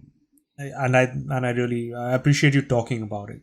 And that you're saying it's been causing you a lot of stress lately. Yeah, I mean it's to be honest, like when I was living in Holland Hmm. last year, it was I experienced what you experienced, um like in Fairfax, where people are like, it's what you want to Hmm. do, great, like encouragement. Like it was like another world. Like everybody I used to come across, would be like, oh wow, you're doing this, great, so then that was like the first time I was like close to being in the sort of flow I was in as like a teenager Yeah. when it came to like creating things, because your environment really needs to be conducive to it. Yeah. Like it really, really does. Like I mean, you really need to master yourself. Like that's really Yeah. important. But like, your environment. That's why I'm moving to Holland. At least for some Yeah, time. definitely. Like, like you said, like you're finding, like, if you find yourself fighting with things which are not related to the kind of things that you want to fight with, like for example, Right. you want to, like, ideally you would want to tussle with your art, kind of figure that stuff out. But if you're Right. not doing that, I think changing your environment may definitely help. Right. And there's another thing. Like for people who are artists, we don't have a 9 to 5. Yeah. Okay. And that's also like a huge like burden of like guilt, because Yeah. when you wake up past 10, you think that I've lost a day now, I can't be productive. Like when you have like so many, like I still feel guilty about it. Like I really have to remind myself that 9 to 5 is an outdated structure. Yeah. Especially, and now the world will like, now that people are working from home more and more and seeing how much more productive they are, like Yeah. a lot of people are beginning to realize that like 9 to 5 worked at another time. Now it really doesn't. Yeah, man. So I've personally, like, I've worked sometimes like on a rigid schedule, and I can tell you for sure, like 90% of the people who are working 9 to 5 don't actually fucking work 9 to 5. They work no. they probably work like maybe a couple of hours in between 9 to 5. But Right. most of their fucking work is not like they're not working for 8 hours. Like, let's just, it's No. not physically possible to be sitting Desk in style, on yeah. a desk in an office, in going to some place and like committing to some task that you really don't care about. Like, you might care about it to a certain extent, but you don't really care about it. There's no way Mm. that you're going to be working on that stop. And I'm willing to bet like people actually waste a lot of their days and times Fuck yeah, man. in all Like, kinds of yeah, yeah. bullshit while they're working. 100%. Yeah. I mean, I used to work at like agencies and like, stuff as a designer or as a strategist. And like, I can tell you, I wasted a lot of time, bro. Like, fucking hell. Oh fuck. What is your favorite Yeah. thing to do when you wasted time like that? Smoke a cigarette, man. Oh shit. Oh my god, that would be Yeah. delicious, no? Fuck, man. That was like literally, when I quit smoking like Yeah. in 2014, so now almost 6 years ago, like it was like a breakup. Yeah, I can imagine, As man. I bonded with my cigarette so much because like I hated my fucking job. I Dude, hated it, and this was like the only thing that I would look forward to because it would get me out of this, fucking yeah, trap. I can totally fucking, I can imagine that because I know, like, back when I worked in real estate for like as an internship when I was 18 or something, Yeah, and yeah, there were these bunch of guys who would always step out for a smoke. They would be like, "Oh, bro, let's go." I'm like, just let's go smoke and stuff like that. And I didn't smoke with them so much, but they would literally fucking, they would have cigarette after cigarette just because they could get a break from what they're doing. yeah, And nowadays it's really funny, but because most of these companies have banned social media, right? Like if you go to a company, like they'll be like, "Don't be on Facebook and shit. Don't be on yeah. They YouTube. like Don't." block it on all the computers. Yeah, yeah, yeah. So I think nowadays what these people are doing is they've actually, people are using LinkedIn for entertainment. Yeah, totally. So, That's so random, man. dude, have you been to LinkedIn recently? I have, yes, Because if you go to LinkedIn yes, now, you'll notice like there's a whole bunch of these videos, and like people are like yeah. actually creating content on Really active. for LinkedIn. Yeah, And, some yeah, of them are like, shit that you'd see on Facebook, like older people share like puppies and shit like that, like, like cats yeah, having a conversation and yeah. all that At crap. flowers. Ye- Good morning. Yeah, Yeah. exactly. Like all of that. And I'm like, That shit is on yeah, LinkedIn. it was on LinkedIn. I was like, what? Like, why is this on my LinkedIn feed? And it was there for a good solid 2 or 3 months. Like, it's there. Like, and I was, because I would, because obviously I was doing that as well. Like, Yeah, right. I was tuning into LinkedIn. Like, I would go to LinkedIn and I was like, holy shit. And as I was going through, I was like, what the fuck is this? And then it occurred to me. It would be really interesting because if you go to LinkedIn now, I'm willing to bet all those stupid posts have stopped. Because people aren't going to the office anymore, you see? Because Right, people are isolating. right. I don't think like any Yeah, of that stuff is kind of going on for sure. I agree. It doesn't work, dude. That this is a model that does not work. Like you can't like I had to learn how to take breaks from Evo. Like they have a very chill Yeah. system there. Like when I first moved to Holland, Yeah. um, my mentor, who then turned out to be racist, but like my mentor said to me, yeah, okay, so I'll be mentoring you from Monday to Hmm. Thursday. Like, I don't come into work on Friday. Yeah. I said, oh, shit, is everything okay? Like, so family okay? Like, is everything good? He's like, yeah, yeah, I need a 3-day weekend to be more productive. Sweet. My mind was like blown into smithereens, dude. Like, what? Yeah, man. Like so many, and France apparently lowered it from 40 hours to 32 hours officially. Like So but like a like 4 day work week. 4 days or like yeah, 6 hours a day for 5 days or something. 6 hours a day for 5 days, and like I was like mind blown. Like at the, like this is where that saying comes, like all work and no play makes Jack a dull boy. Like I mean, it's like Hmm. really lame because I think of this lady in salwar kameez like in school, like telling me this in a very very like fuck all way, but it's true. Like that's what it means. Like you can't, it doesn't, Yeah. even the way our school systems work, like It's fuck all, it's man. shite. You can't.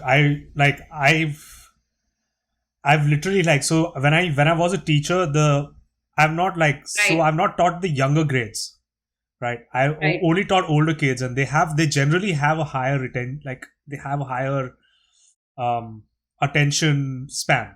and Like, but every now and then I was asked to go in and substitute with the younger ones, third, fourth stuff, right, right, and it is so fucking hard to keep their attention. It is right, ridiculously hard to keep them engaged.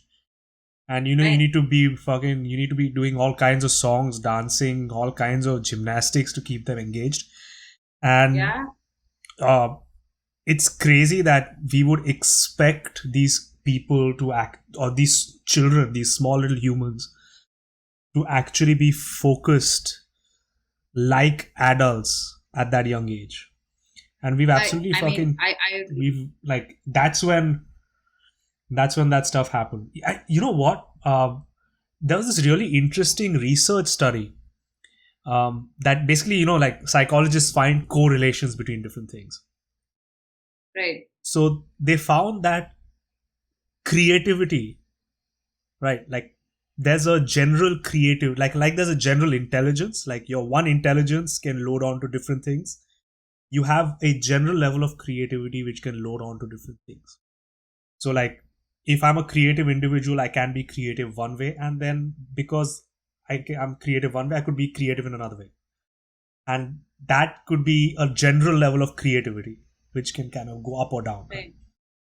Right. So the reason I'm telling you this is basically because they found that creativity does not correlate with success in academia and in most organizations.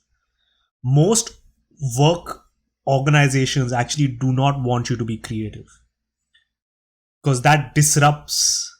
They want you to be reliable. They want you to be able to come in every day and be able to Follow instructions. follow Yeah. instructions, be able to process something, and like basically be able to create output. They don't Right. want you creating new shit. They don't want you innovating. Very few organizations based on their life cycle actually want you to be innovating I something. mean, that's unless it's in your job description, like, Yeah. you know. And but here's the thing, even if it is in your job description, it's a completely different thing if people actually would support that. And my Right. experience is like in most cases, people don't want new ideas because every time you have new ideas, they're thinking we need to create new systems, new procedures, Yeah. new It's everything, just too much work. and it's too much fucking work. Let's just do it the old way.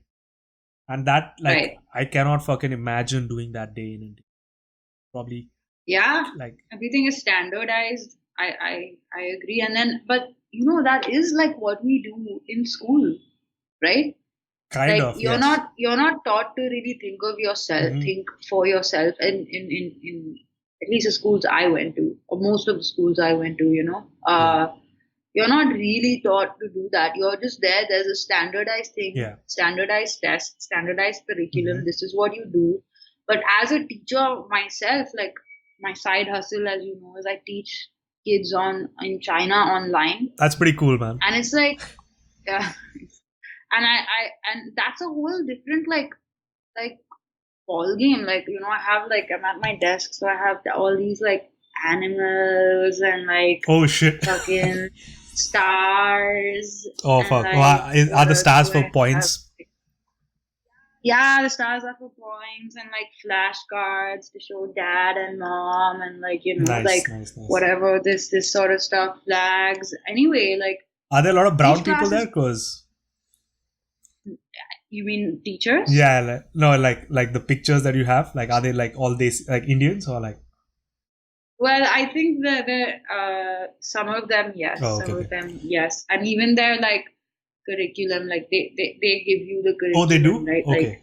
they do. Yeah, I don't have to prepare that, but so it's like a presentation that's pre-made that has like different exercises for the kids to do, and they learn through that. It's 25 minutes. Yeah. You're not supposed to interrupt the kid, even if he's making a mistake. You're not supposed to negatively correct the kid. You know, like when the kid is done talking, you say, okay, almost. Let's go back here. Is this word don't or don't? What do you think? You know, you encourage that, and then if the kid is unable to answer, then you say, okay, good try. It's That don't. must be amazing, man. So For the kid. yeah, and for the kid, for me also, like it's you know, then I teach kids as young as like 3 Yeah. sometimes, which can be like very very difficult even for 25 minutes. Like if there's no parents sitting next to them, like it's really difficult. Like you know, it's damn cute, but like you know, there's like a cat, and they're like you know, like playing with the cat, and they teacher see cat cat. I'm like yes, nice cat. Okay, Mm-hmm. let's. Can you say? So it can be like really exhausting, but I totally know what you mean. Yeah. Like about when you say that, like they have such little attention spans, Yeah. and what they're expected to do is exactly like what you do in school, you do at your 9 to 5 job. Yeah. That's why, like, in all these, like, HR and Jai Hind and all these colleges, you're like, nobody goes to college because they're just tired of, like, 10 years or more of just, like, 12 years of just, Yeah. going. Yeah, I mean, No one wants to I do it. went I Yeah. went to traditional Indian college for like a couple of years, and You did? Where did you I go? went to Jai Hind. I was there for Oh, you did? BCom for 2 years, for my 11th and 12th, Okay. and Oh, okay. that was the single shittiest experience I've had with education in my entire life. I've Right. like it was just atrocious. Like I don't think anybody learns in that environment, and No. if they do, really like super respect to them, because they must be really good at like learning, really, because Yeah, they must truly love it. they Yeah. must truly fucking love it if they've learned in that environment, because it's a shitty fucking place to learn. Like I've been there and I can completely understand it.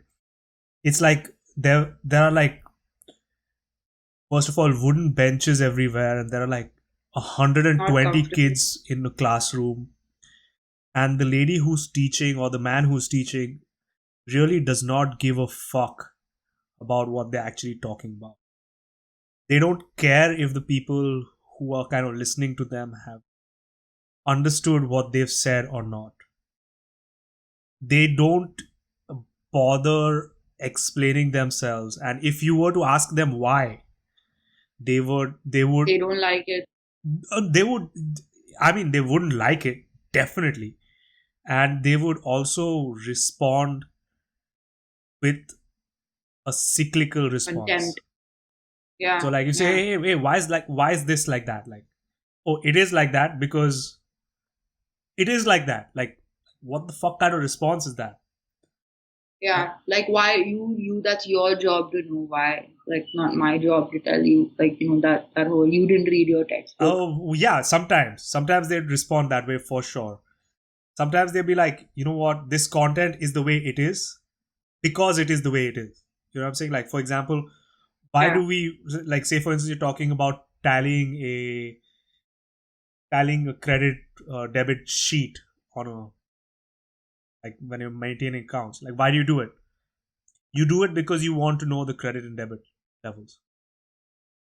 I fucking get that. Like, but can you tell Yeah. me why are we doing it this way as opposed to some other way? And very often Right. they wouldn't know why, so they can't explain why. And Yeah, they just don't want to entertain it because they feel like their ego is being questioned because you're questioning them. yeah, But this is also very much a society where questioning things is not. That's another reason why there's no revolution yet, Shiv, that is, because yeah, I think yeah, because absolutely, because questioning stuff is definitely like something that is also discouraged. Like how dare you question? yeah, That's blasphemous.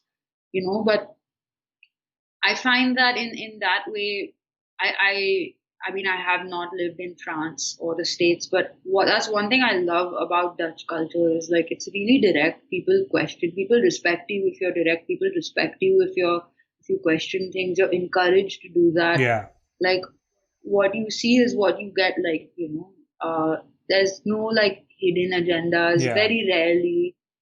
It's yeah, but most importantly, like kids are raised to be thinkers, like they're not raised to believe in, Yeah, absolutely, man. If you yeah, can't, like, if you're in an educational setting, or if you're in any setting for that matter, for you to be able to explain your point of view and at the same time kind of entertain dissenting opinions is like a hallmark of any conversation. You know what I'm saying? Like, right. in not just that, but like in most societies, and so even in ours, at least at a token level. I'm just gonna get back to this. I'm just gonna I'm Right, just gonna stop this for a right, second right, because it's right, been a right, while. I have right. to check. Give me a second if you want. Do you Okay. want to take a? Mark of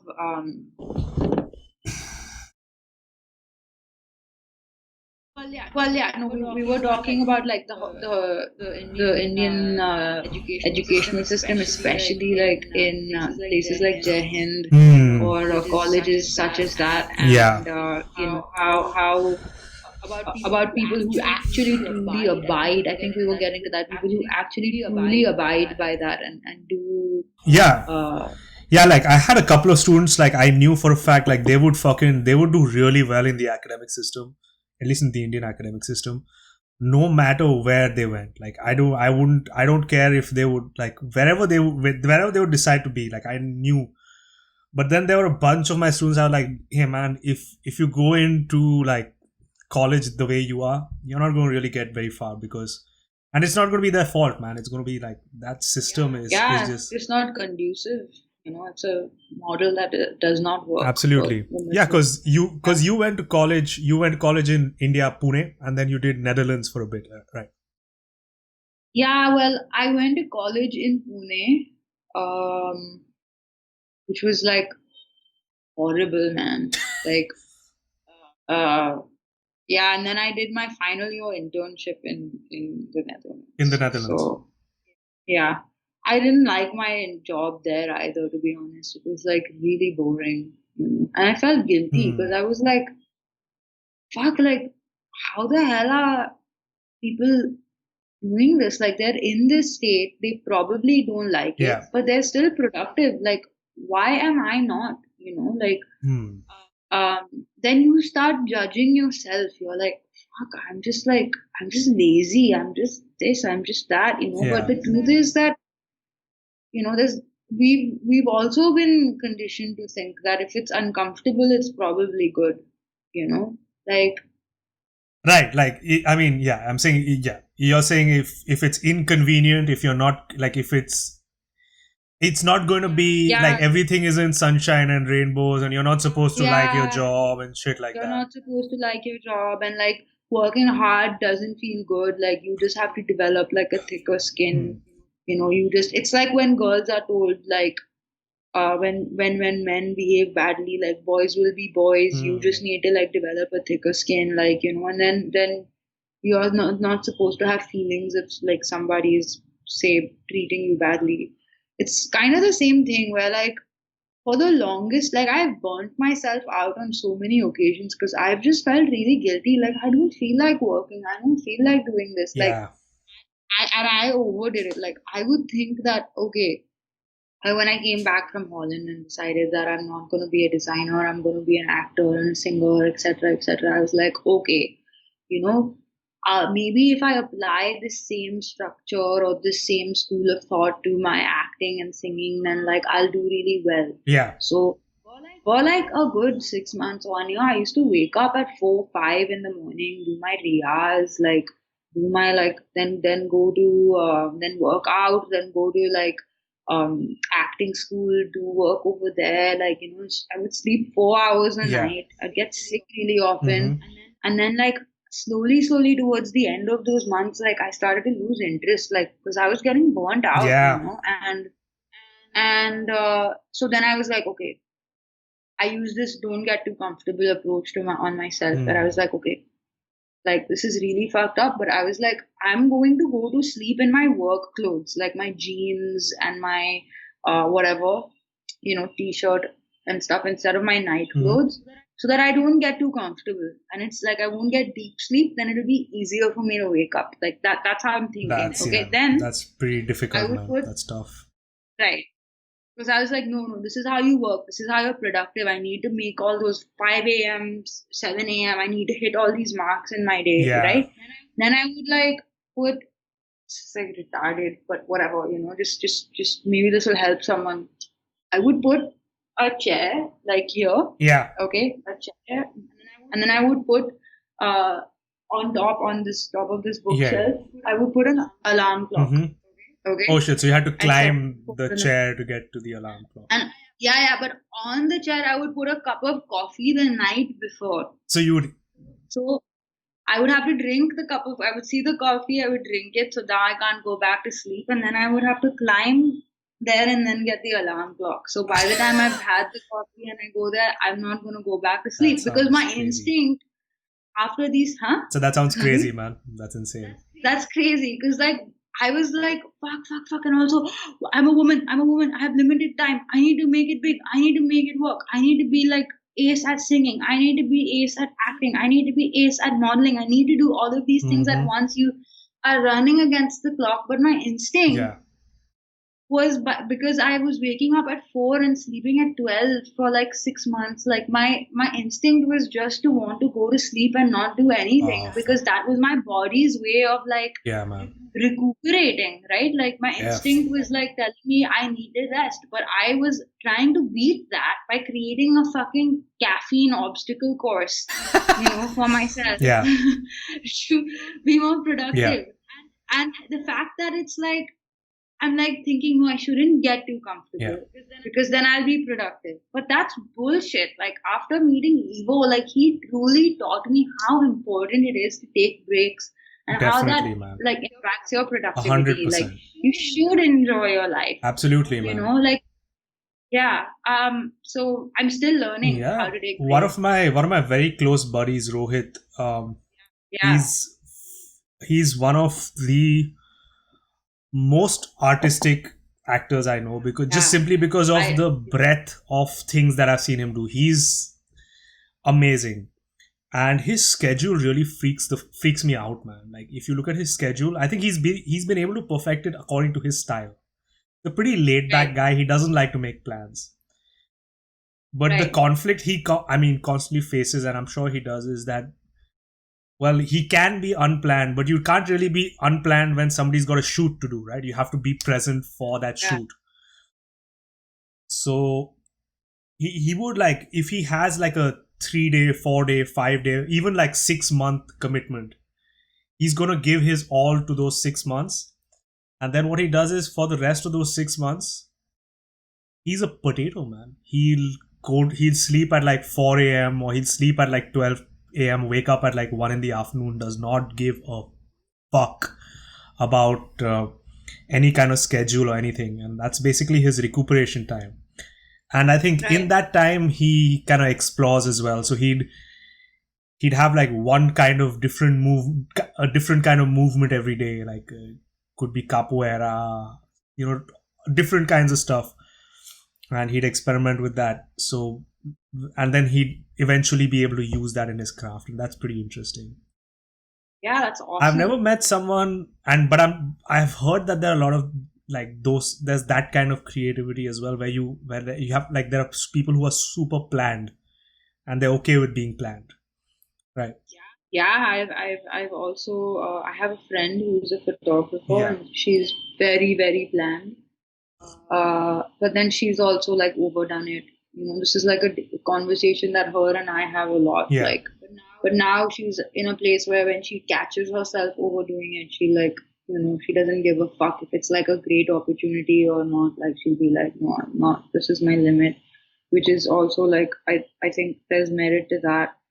Um, I personally like, so there's this book that a friend, like someone I knew, he told me about this book. There's a book that talks about the daily schedules of like people like Picasso or Hmm. Hemingway, Mm-hmm. and like what they really did, Yeah. how their um how they basically went through a day, Yeah. and it was really simple. Like, they'd wake up, go have a walk, have a nice breakfast, and like he was just like, when are they actually working? Yeah. So I was like, okay, there could be two things. One is like, was this their routine, like when they had already become the masters? They are, because then all your skills and your everything is muscle memory, right? Yeah. Like you become really perceptive. Or was it like before, like during like the younger phases? He says it was later on in life, but Yeah. I do like, from what he told me, there was one thing I noted was that it was still a routine. Like It definitely I am was. learning, I'm learning Mm-hmm. at the moment. I'm teaching myself. Like there is some merit to having a fixed routine, Def. but within that routine, there must be a lot of Yeah. things that you do that you Hmm. enjoy, that you like, that enriches you. Yeah, man. Like um I find that many actors also like carry around a feeling of guilt that they get to do what they want to do, myself included. Like, where other people are like, doing jobs that they hate. Mm-hmm. So Yeah, I feel like and also like a Picasso, just to respond to that. what you said, Yeah, like yeah. also like a Picasso would definitely, like, nobody's fucking making Picasso's, like, because Picasso was famous in his own lifestyle, right? In his own lifetime, sorry. Yeah. Right. So like by the end of it, he's like, I'm Picasso. I can do whatever the fuck I want to, and Fuck, I you can't want. tell me what to Yeah. do. Like I guess No. the higher people get up on, like the more status they're given, the more they get to decide what to do. And I guess that Right. definitely plays a huge factor. But totally, Right. dude. Like I completely get your whole point about a routine, because I may not have a routine in terms of when I wake up and when I go to sleep, but I have a Right. routine in terms of what I eat when I through the day, and that's Right. super. Like I mean, I get a lot of value out of that because And this an anchor. You find that it's a good anchor. yeah, man. They're good anchors. Yeah, as Yeah. soon as I wake up, I have myself a cup of bulletproof coffee, and I think, That's awesome. and that really gets me going. So, kind of gets me in the zone. I know what I'm gonna have next. I know I'm gonna like what kind of meal I'm gonna have for breakfast. What time my breakfast. Do you eat the same thing every day, or do you vary it, or I eat the same kind of thing every day, if that makes sense. okay. Um, in the Right. morning, I'm usually having like a breakfast wrap or like oat pancake, and between Nice. these two things, I'm gonna either like I'm just gonna go between these two, change that Right. more than I should, and that generally works for me, scheduling and everything. Yeah, uh, like, but then there's also like having too much of a schedule, like then I get thrown off, Yeah. Which is what I had. Yeah. Yeah. it's like there's Yeah. always this It's like being in prison. weird balance, man. It's Right. crazy. Yeah. I went to a boarding school briefly for like a year, Oh, where it was like fucking. I know you did too, yeah, right? You went for to a year. Seoul. Like, yeah, for a year as Hmm. well, right? How was it for you though? It was fuck all, bro. Fuck all. It was like I still have nightmares about it. Like Which even though school did you go to? it was called CIRS. Like people, and like a lot of my friends who I'm still in touch with from there, like they loved it. Like they stayed until the 12th and stuff. I don't understand, man, but like I fucking hated it. It was like your life was governed by the bell, man. Like from Yeah. you were woken up with this shite bell like at Oh 5, man. and like then you had uniform. Honestly, like when I watch like Orange is the New Black, or like other like jail shows Mm-hmm. where like I find that people in like Dutch jail have way more freedom than we fucking did, or even like in, Yeah. in, in like a minimum security prison, they have much more freedom than we did over there. Yeah. Like it was like uniforms for sleeping, uniforms for Fuck. like every like time of the day. Oh man. You were not allowed to wear your own Oh clothes. shit. And yeah, it was, you could call home like once a month for 10 minutes or twice a month for 10 minutes. Like at least when I Oh was yeah, yeah, there. yeah, yeah. Um, it was bullshit. Like it was so cut to cut. Like I feel like some part of me is still rebelling against that year, Oh yeah, yeah, yeah, like yeah. because I was like, fuck that It's shit. fucking Like yeah. It can get yeah, like the schedules and everything can get so brutal when in you feel like a slave, man. dude, I yeah. mean, I have never been a slave, so I don't know, but pretty If yeah, enslaving. if you were to say what experience made you feel like a slave closest, then you'd say it's probably your time in I mean, boarding I school. felt enslaved. Maybe that's a better way to say it. I guess so, I felt man. enslaved by the bell. Yeah, Yeah. no, totally, dude. I completely get it. My the body. I don't know how much these guys like. How I don't know how much they used to hit you or anything in boarding school, or if they did at all. Like if they had corporal punishment, but we had corporal punishment, Yeah, bro. and we had the like. So we had a couple of people. Like we had this one dorm guy.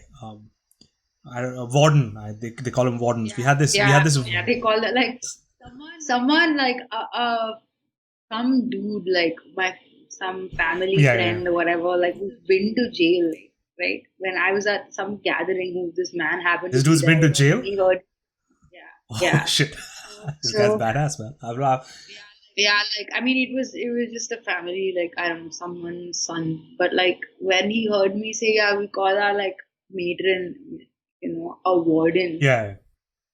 He was like, That's what? what we call the person in charge in jail. Yeah, in fucking jail. Yeah.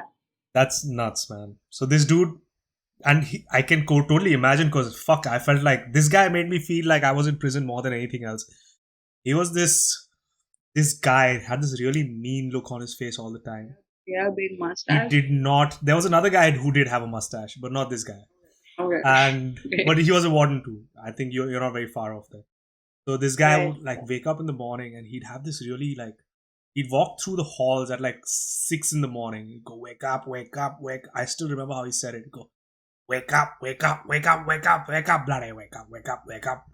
And he'd go through the thing. Yeah, Bloody. wake up. And the thing is, so here's the thing. He'd go up and he would say that really like aggressively. And he'd take like so by the third round, that's 6:30, that's when he would start whacking asses. Okay, so this is how he'd do it. He'd have this stick, and as you're sleeping, he'd whack you on your ass. So one of these days, I think it was like after a weekend, so I was really sleepy, and I slept through. So he whacked me, but here's the thing: he actually liked me. So when he whacked me through my what do you call it? My bed cover, right? So my whole thing. But the guy next to me, man, the guy right next to me, he stripped that guy's bed. So it was just his bare ass, not his bare ass, but he was wearing his pajamas. And this guy swacked him really fucking hard, really hard, on square in the middle of his ass while he was sleeping. I've never seen some guy jerk like that in my life. This guy's like, what the? And and that's mostly it, man. This guy would go around whacking people. It's crazy. Like, You can get PTSD from that shit, oh dude. yeah, man. Like, So one yeah. guy actually, this happened a few months back. This happened actually with a few years back. One of the kids actually committed suicide after he was like after there was corporal punishment kind of put up on him. He escaped once, and then after he escaped, then he was kind of What do you mean he is? he Like, ran away like from he school. Like he ran away. They got him back, and then beat the fuck out of him, I'm I sure. don't know if I don't know if they either beat the fuck out of him or if he killed himself. But either way, like people were enraged. They were like, "What the fuck?" That was a little too much. And yeah, man, boarding school can be pretty fucking shitty. Yeah, I find that a lot of these teachers are like basically people who've probably been Yeah. bullied or treated badly in their lives and then are given this sudden Hmm. position of Yeah. power, which is like intoxicating, you know? It really can be, which Yeah. sucks. And then they like, they're venting on these poor children Yeah. because there's this other opinion that people have that my friend, the same person I mentioned before, she said that she saw this like post online where there was like this whole article or something, or there was maybe some research that was done on like how Indian parents or say maybe South Asian parents, like, or let's just say Indian parents, like, think it's okay to pinch and like slap and Oh like yeah, man. beat kids, be discipline, and like so many kids, like so many people, like commented on that, saying, yep, that was me. This is what Yeah. happened. It's a very toxic situation at home. I had to remove myself. Blah blah blah. But then on the other hand, like there were also enough people, our generation, huh, like our age, who were all like, Array, one day you will thank your mother for beating you. Or Array, one day, you must respect your Yeah. elders. And like, I mean, I just find that extraordinarily poisonous, Yeah, if man. you ask me, Yeah. Fuck. Yeah. It's like you have parents whacking their kids left, right, and center and justifying it. Yeah, like their conscience is clear, right? Because they think I'm disciplining my kid, Yeah. like Yeah. this is good for my kid. And I'm like, fuck no, it's not, you Yeah. know? Yeah. I mean, I don't like. I know a few people who was whacked as kids, but not like I know. Like, in fact, I know people who were abused as kids, and I know people who were whacked as kids. Just here and there. Like, I mean, I would say they're both in a way some kind of abuse, but in one case, like it was really bad, like it was aggressive and it was pointless and things like that. Like there was, it was random. And in one case, it was like as a punishment, like a corporal punishment, where they were slapped, like on the Right. face and things like that. And the thing is, when they were slapped, like those kids who I know were like hit as kids, they're fucking. It's not that they're great people, right? They're still assholes like the rest of us. It's just Right. that they know how to lie and they know when to lie. So they've just gotten good at lying, At avoiding corporal at punishment. avoiding corporal punishment. And I think that, Like that's where it started yes, from. and I think their level of lying is directly related to how stupid their parents were. So if their parents were super, Right. if their parents were really stupid, their level of lying is kind of low. Realized. Yeah, But yeah, yeah, like, yeah. but some of them lie like a lot, and Yeah, yeah. Like, I mean, I'm a firm believer in honesty and stuff, but like, I grew up in a pretty strict scene, man. Like, I wasn't allowed. My curfew was like 7 o'clock until I was 18. So, like, then it was 9:30 when I went to college. So I was like, yeah. But but basically, like, I wasn't allowed to go out with my friends like ever mhm, or do anything. So, fuck, the kind of excuses I used to yeah, come up with, like the kind of scheming, like, what do you want to do? Like, you want to have fun, you want to have a nice yeah, time, you want to chill with your friends, you want to enjoy yourself, but then, like, there's always this like certain like nugget of guilt like attached to it, because you're just like, you are taught that this is bad. Like, there's so many girls who like, मैं एक महीना ना घर पे बैठूंगी, hmm, फिर मेरी mom मुझे party में जाने देगी, like sitting at home for 1 month doing nothing is good. yeah, Why? Why is it good to sit at home? Like, what the fuck? yeah. I mean, I guess that's what's befitting of a girl. But even guys, like, I'll just sit at home, like, yeah, I know. Like some of my friends who are girls who like experience this, but it's some of my friends who are guys experience this too. Like, and they used to right. fucking experience this as late as like 26, 27 years old, man.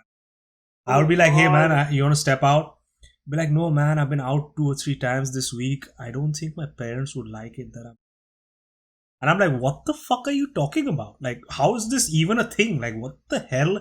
Like, can't you just like, what is going on? Like, I mean, do you want to tell me no, but you don't really want to tell me no, and you're scared of how I'd respond, so you're telling me this?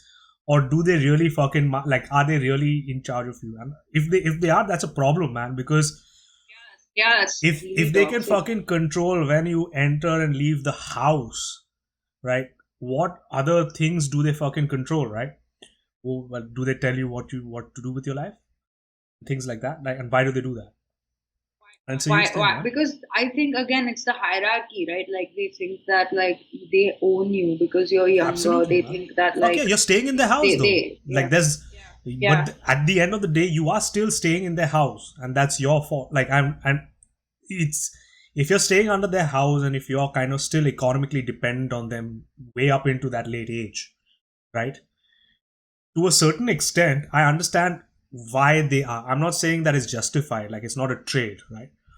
But right. at the same time, I understand where these parents are coming from. For example, and especially with guys, like it's a huge thing with guys because some of these guys have well-to-do parents, right?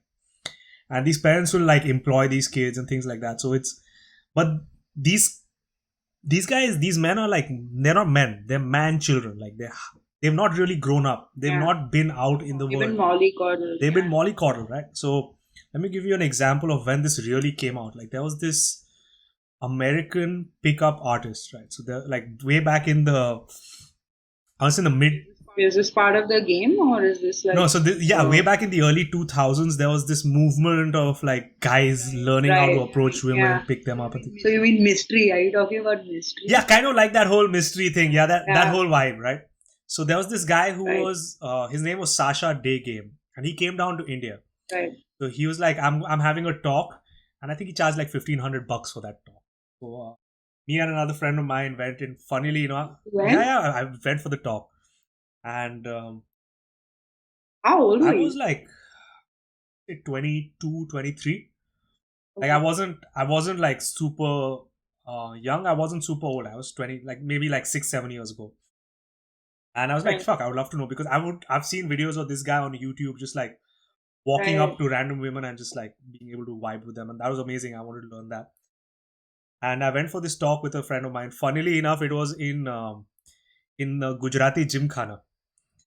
So Fuck I'm serious. off. I'm serious. It was in a Gujarati. The Oh my I want to God. say, How? where Matunga Gymkhana. You know that Matunga Gujarati Yeah. Gymkhana. It was there. I was like, what the fuck is this Yeah. place?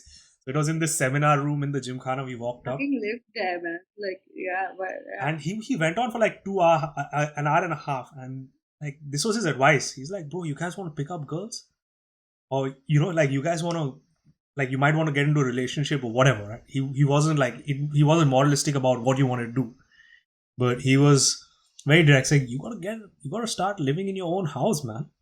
Like move out of your parents' house. That was his advice. Like, can you please move out of your parents' house because this is not really working. And Yeah. like because you don't want to be controlled by someone. Like you're literally like you're a child. You're not even a man. And he went on for like a long time just on that. And I was like, holy shit, yeah, man. Like if you want to be independent, you want to take Yeah. your own decisions. You want to do your own thing. You want to be a man. It's so important that you've kind of fall out of that shadow. Dude, I can't like agree with that more. Like, I mean, personally, I do live with my mom here in, in Hmm. Bombay, as you know. Um, but like, I'm obviously like, to live in like a safe neighborhood near work, etc., etc. Like, actually, as a woman, but in general, like even as a dude, like if it's not cheap. So but that's not the point. The point is that I'll still get shit for wanting to move out of my parents' house. Like Hmm. it's like you get shit for living with your Right. parents. But for me at least, I'm like now I've created a situation where I'm like there'll be arguments, but Yeah. at the end of it, I'm all like, no, this is my boundary. You don't like it, and obviously that fucks with you. Yeah. But at least I know that I'm going to get my way. Like, I'm not enslaved to the opinions of, like, my Yeah. family. Like, it Definitely, man. pisses the fuck out of me. Yeah.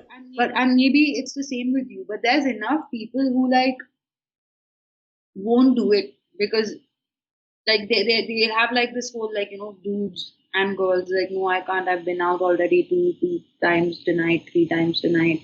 So I can't come out anymore. But like if moving out of their place is like unquestioned, like it's Hmm. how can you even, Yeah, like because how can you even think that? Why would you yeah, want to? definitely, man. Which is again like you do exist on your own as your own entity, as your own Absolutely. person, and that is something that is a right. Like that is a human right. Your right to privacy, your right to like free Yeah. thinking. Like I mean, that is democracy. We think democracy is a macro thing, but it stems from a micro thing. That's what voting is. You are a free thinking individual. Absolutely. Your democracy must exist in your own mind, in your own families, in your own communities, and that must be respected. Yeah. But there's this whole sort of toxic dynamic where people won't even like consider it because they'll be guilted so much, Yeah, definitely. like people take offense, like in my house, yeah, like I know I want to move into my own house, but that's something that's viewed as like, how dare you? How you're offending me, Yeah, like how dare you you don't want to love move me, into your own house? Like, right? I mean, it's nothing hmm. personal, but or maybe it is, Yeah, no, but definitely. the point Because is I mean, so here's the thing, right? Now parents think that they're entitled um to your choices and time, your time, your choices, your choices, right? experience. Ex- Yeah. And the funny part is like it's and I would be willing to bet it's not so extreme with you, right?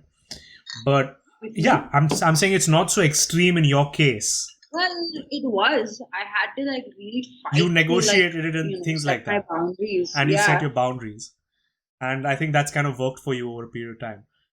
Because some of the people I know, like shit like when you're leaving the house and things like that is just one thing. But at a larger Right. level, it's also like I'm gonna choose who you're gonna fucking get married to. Right. I like you don't have a say in your reproductive choice because I know Right. better. Right. I've experienced That's that like very recently, you yeah, know. Yeah. that's pretty Like that's I think that's more than anything else that's holding our society back, right? Right, absolutely. because let me get into an evolutionary perspective on this. So like if you look at any female, like females choose and human females choose based on male potential, right? But our Right. arranged market system is based on male reality, right? Like Right. how much money does this individual have, right? So, like, but if you're in the open market, or like if you're looking for people to, when you fall in love with them, you fall in love with personality attributes, right? Parts of their Right. personality which tell you that they're going to be a good person to live with, a good father. They have uh like they have reproductive potential in the future, things like that. Like they know how to take, they will have, they're ambitious now so they'll be successful later, things like that. So you're future oriented when you choose. But Right. when you're in the arranged marriage system, you're looking at what exists at a Right. larger level. That means that if you are ambitious and if you are innovative and if you have drive, you're not really reward, but you don't have any money, you're not rewarded Right. by this system. If you're a guy, and if you're a woman, you don't feel like you're rewarded either because you don't get to exercise your choice. What happens Right. at a larger level is there's no incentive for men and for society to be innovative.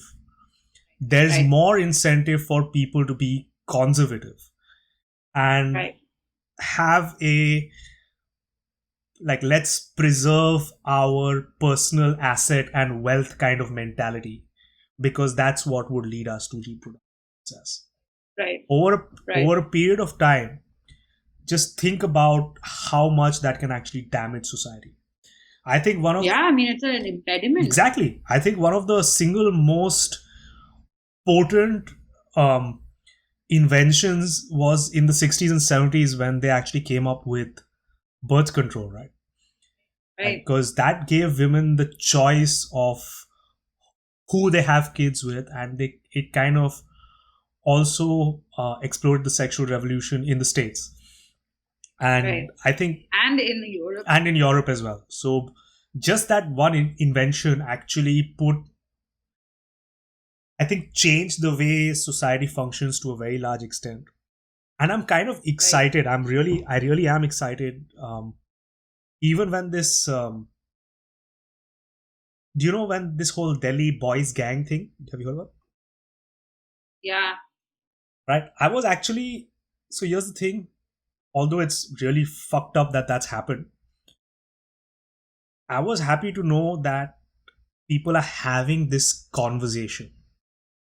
Right. Right. Like, what if, because so far, like, Indian guys would very rarely, the whole question of I'm a woman, I've shared certain private photos with another guy. Right. Right. That whole question of firstly sharing etiquette, secondly sharing the ethics of sharing, Mhm. sharing private content with other people, had actually never been brought Mhm. up. Right? So the Mhm. fact that we're actually bringing these questions up, like, would you be able to actually bring that stuff up if we were in an arranged marriage society or a completely uh, closed off society to personal choice for men and women? Right. The fact Right. that women can actually choose who they send their photos to, of course, that brings up a whole bunch of things, like people can fuck with it, things like that. Yeah. But it's a sign of But it is a progress. sign of progress. So I was super, Right. I was like, yeah, this is fucked up. It's totally fucked I up. mean, it's a fucked up situation, but it's good that like people are like I remember like when I was living in Amsterdam in Yeah. 2014. I saw this video, man, like, and it fucking chilled me to the bone, bro. Like, it was like my blood fucking turned to ice, you know. There's like some town near Bombay, like, you know, kind of like maybe Ambernath or like Aurangabad. I don't remember where. Mm-hmm.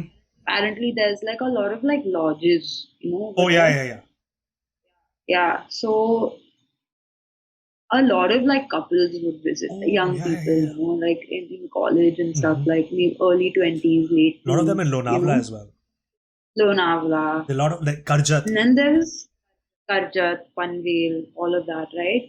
So there was like this group of like moral police, just Maharashtrian uncles and aunties who fucking like just stood at this railway Yeah, station, and if they saw like a couple walking, yeah. like I saw this on video, dude. I fucking saw this. Like, it's like I was obviously like Yeah, laughing out of shock. yeah. I I was mean, it's like, funny, man. so fuck all. Like they just would go Mm-hmm. grab that. Like there was a group of men and Yeah, yeah, women, yeah. okay, with like some younger people, so their sons and all, like and daughters and all. Like the auntie, like I remember this fat fucking auntie, like goes pulls some random chick by her Yeah. hair. Some mustachioed uncle goes pulls a dude by the hair. Like they get thrown into the side, Mm-hmm. and then they're beating the fuck out of them.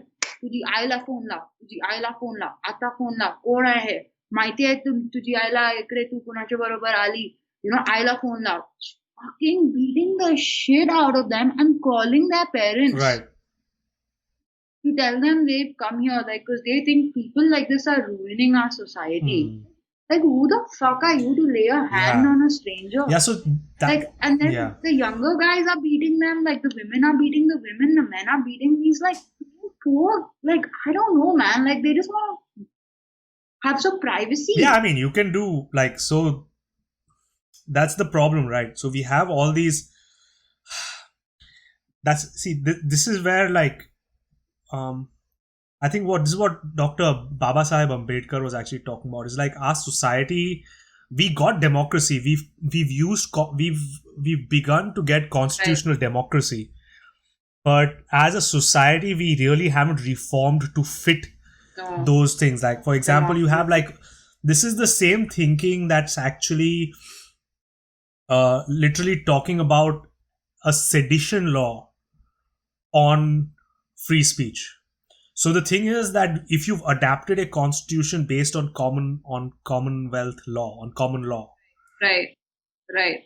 all the countries in the whole commonwealth nations hold free speech sacred, because the moment you impinge upon free speech, Right. that is the moment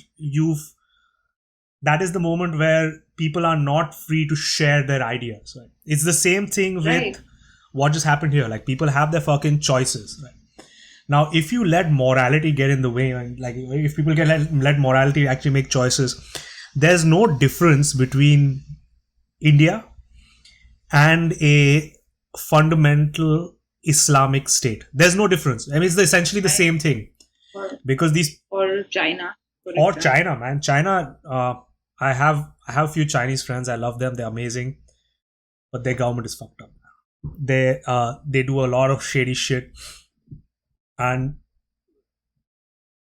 you do not want to be. I don't personally want to be in that position. And Right. like when you tell me stories like these people were walking up to a whole bunch of people and like fucking beating the shit out of them and like doing Aila like phone la, you know, Wow. Aila phone la sali kutri. Yeah, Yeah, bro, that was what was I happening. mean it's Yeah, scary as fuck, man. It scares the shit out of me. we are an undemocratic society living in a democratic Yeah, country. we need to assert that. We really need to Right, assert that. And right, yeah, and it's like even the whole free speech thing, right? right. I understand, like We don't have I think we have it.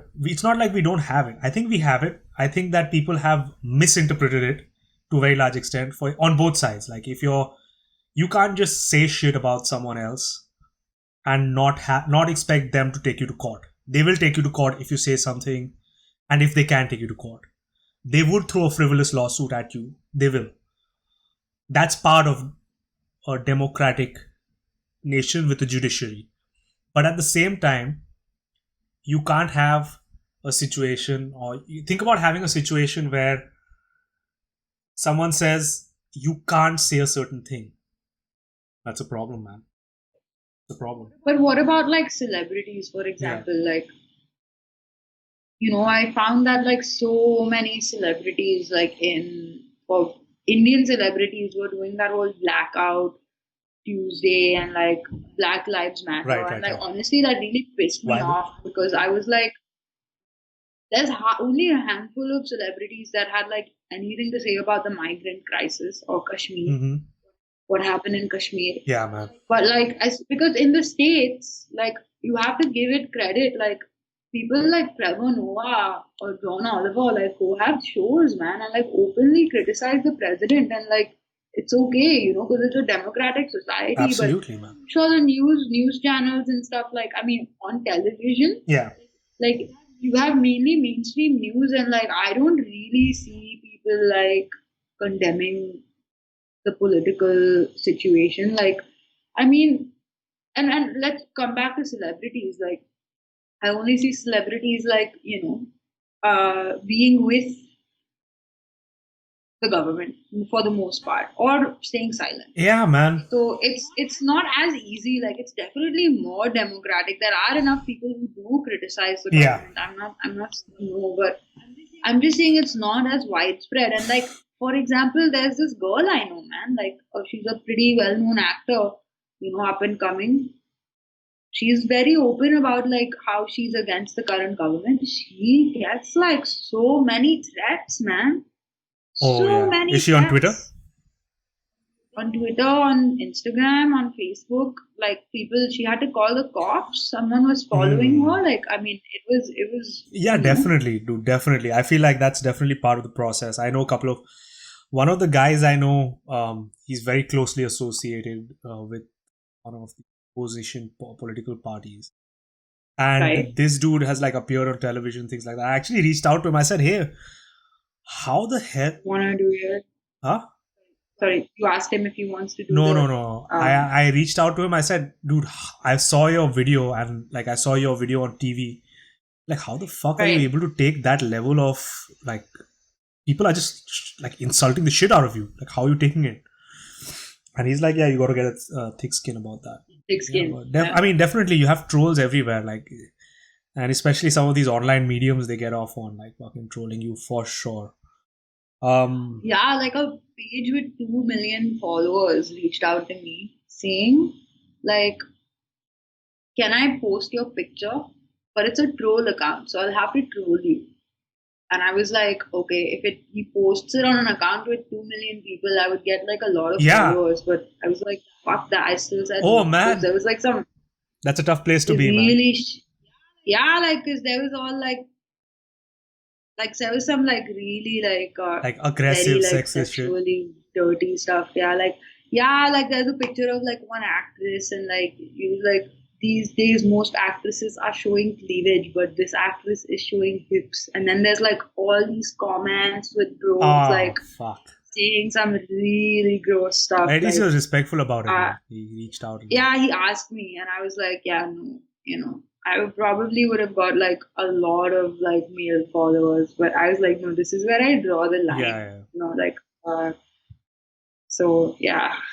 yeah, man. It's But yeah.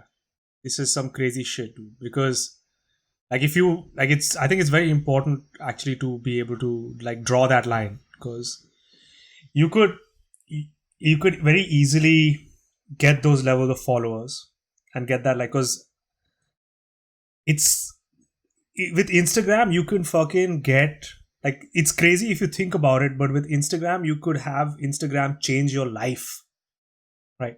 You can yeah, have like if you have like a certain x thousand number of followers on Insta, you get paid for it and you get paid well for it, right? Like through promotions yeah, and things like that, and it can actually help right. a significant portion of your income.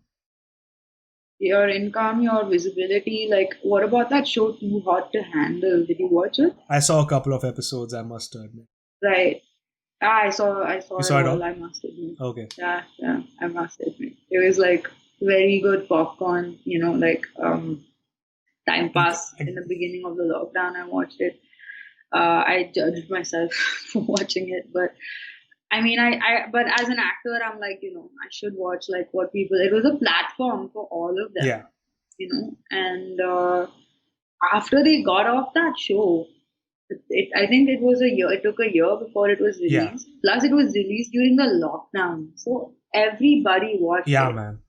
Like those people, I've been watching them on Instagram. Like their followers have risen exponentially. Like many of them have moved to LA or are moving to LA. Hmm. Like they're like advertising shit left, right, Yeah, and yeah. center. Like this show like changed their lives, and already I think one or two of them were making an income based on Instagram. Like as Instagram models. As yeah, and I don't think there's anything wrong with it. No, definitely not, man. Yeah, dude. These guys, I guess it's quite possible, dude. I've seen a lot of accounts like kind of grow in their following over a period of time, and Right, they've been able to like get a fuckload of people to kind of listen to what they have to say and like what they have to share. Some of them are positive, some of them are not so positive, and it depends, from person to person. But I think having an ethics about this whole thing definitely helps. Yeah, right, man. absolutely, How much time? absolutely. How much time do I have you for? I think I'm gonna have to go eat lunch in a sec, Yeah, for but sure, man. I think I figured as much. It's been a while, man. We've been chatting for a while. yeah, but it's been effortless. I have to say, Uh, it's been a really great chat. I'm happy, man, and it was a lot of fun actually chatting with you. And thank you so much for making it, Devu. I appreciate you. Yeah, thank you. I don't know if you would like to do it again, but this has been fun as usual. For sure, man. Would Uh, love to have you. Man. love to. Love to have you. Just let me know. Yeah, Let me know when, and we will. But thank you. I'm just going to stop yeah, recording now. So thank you so much. right.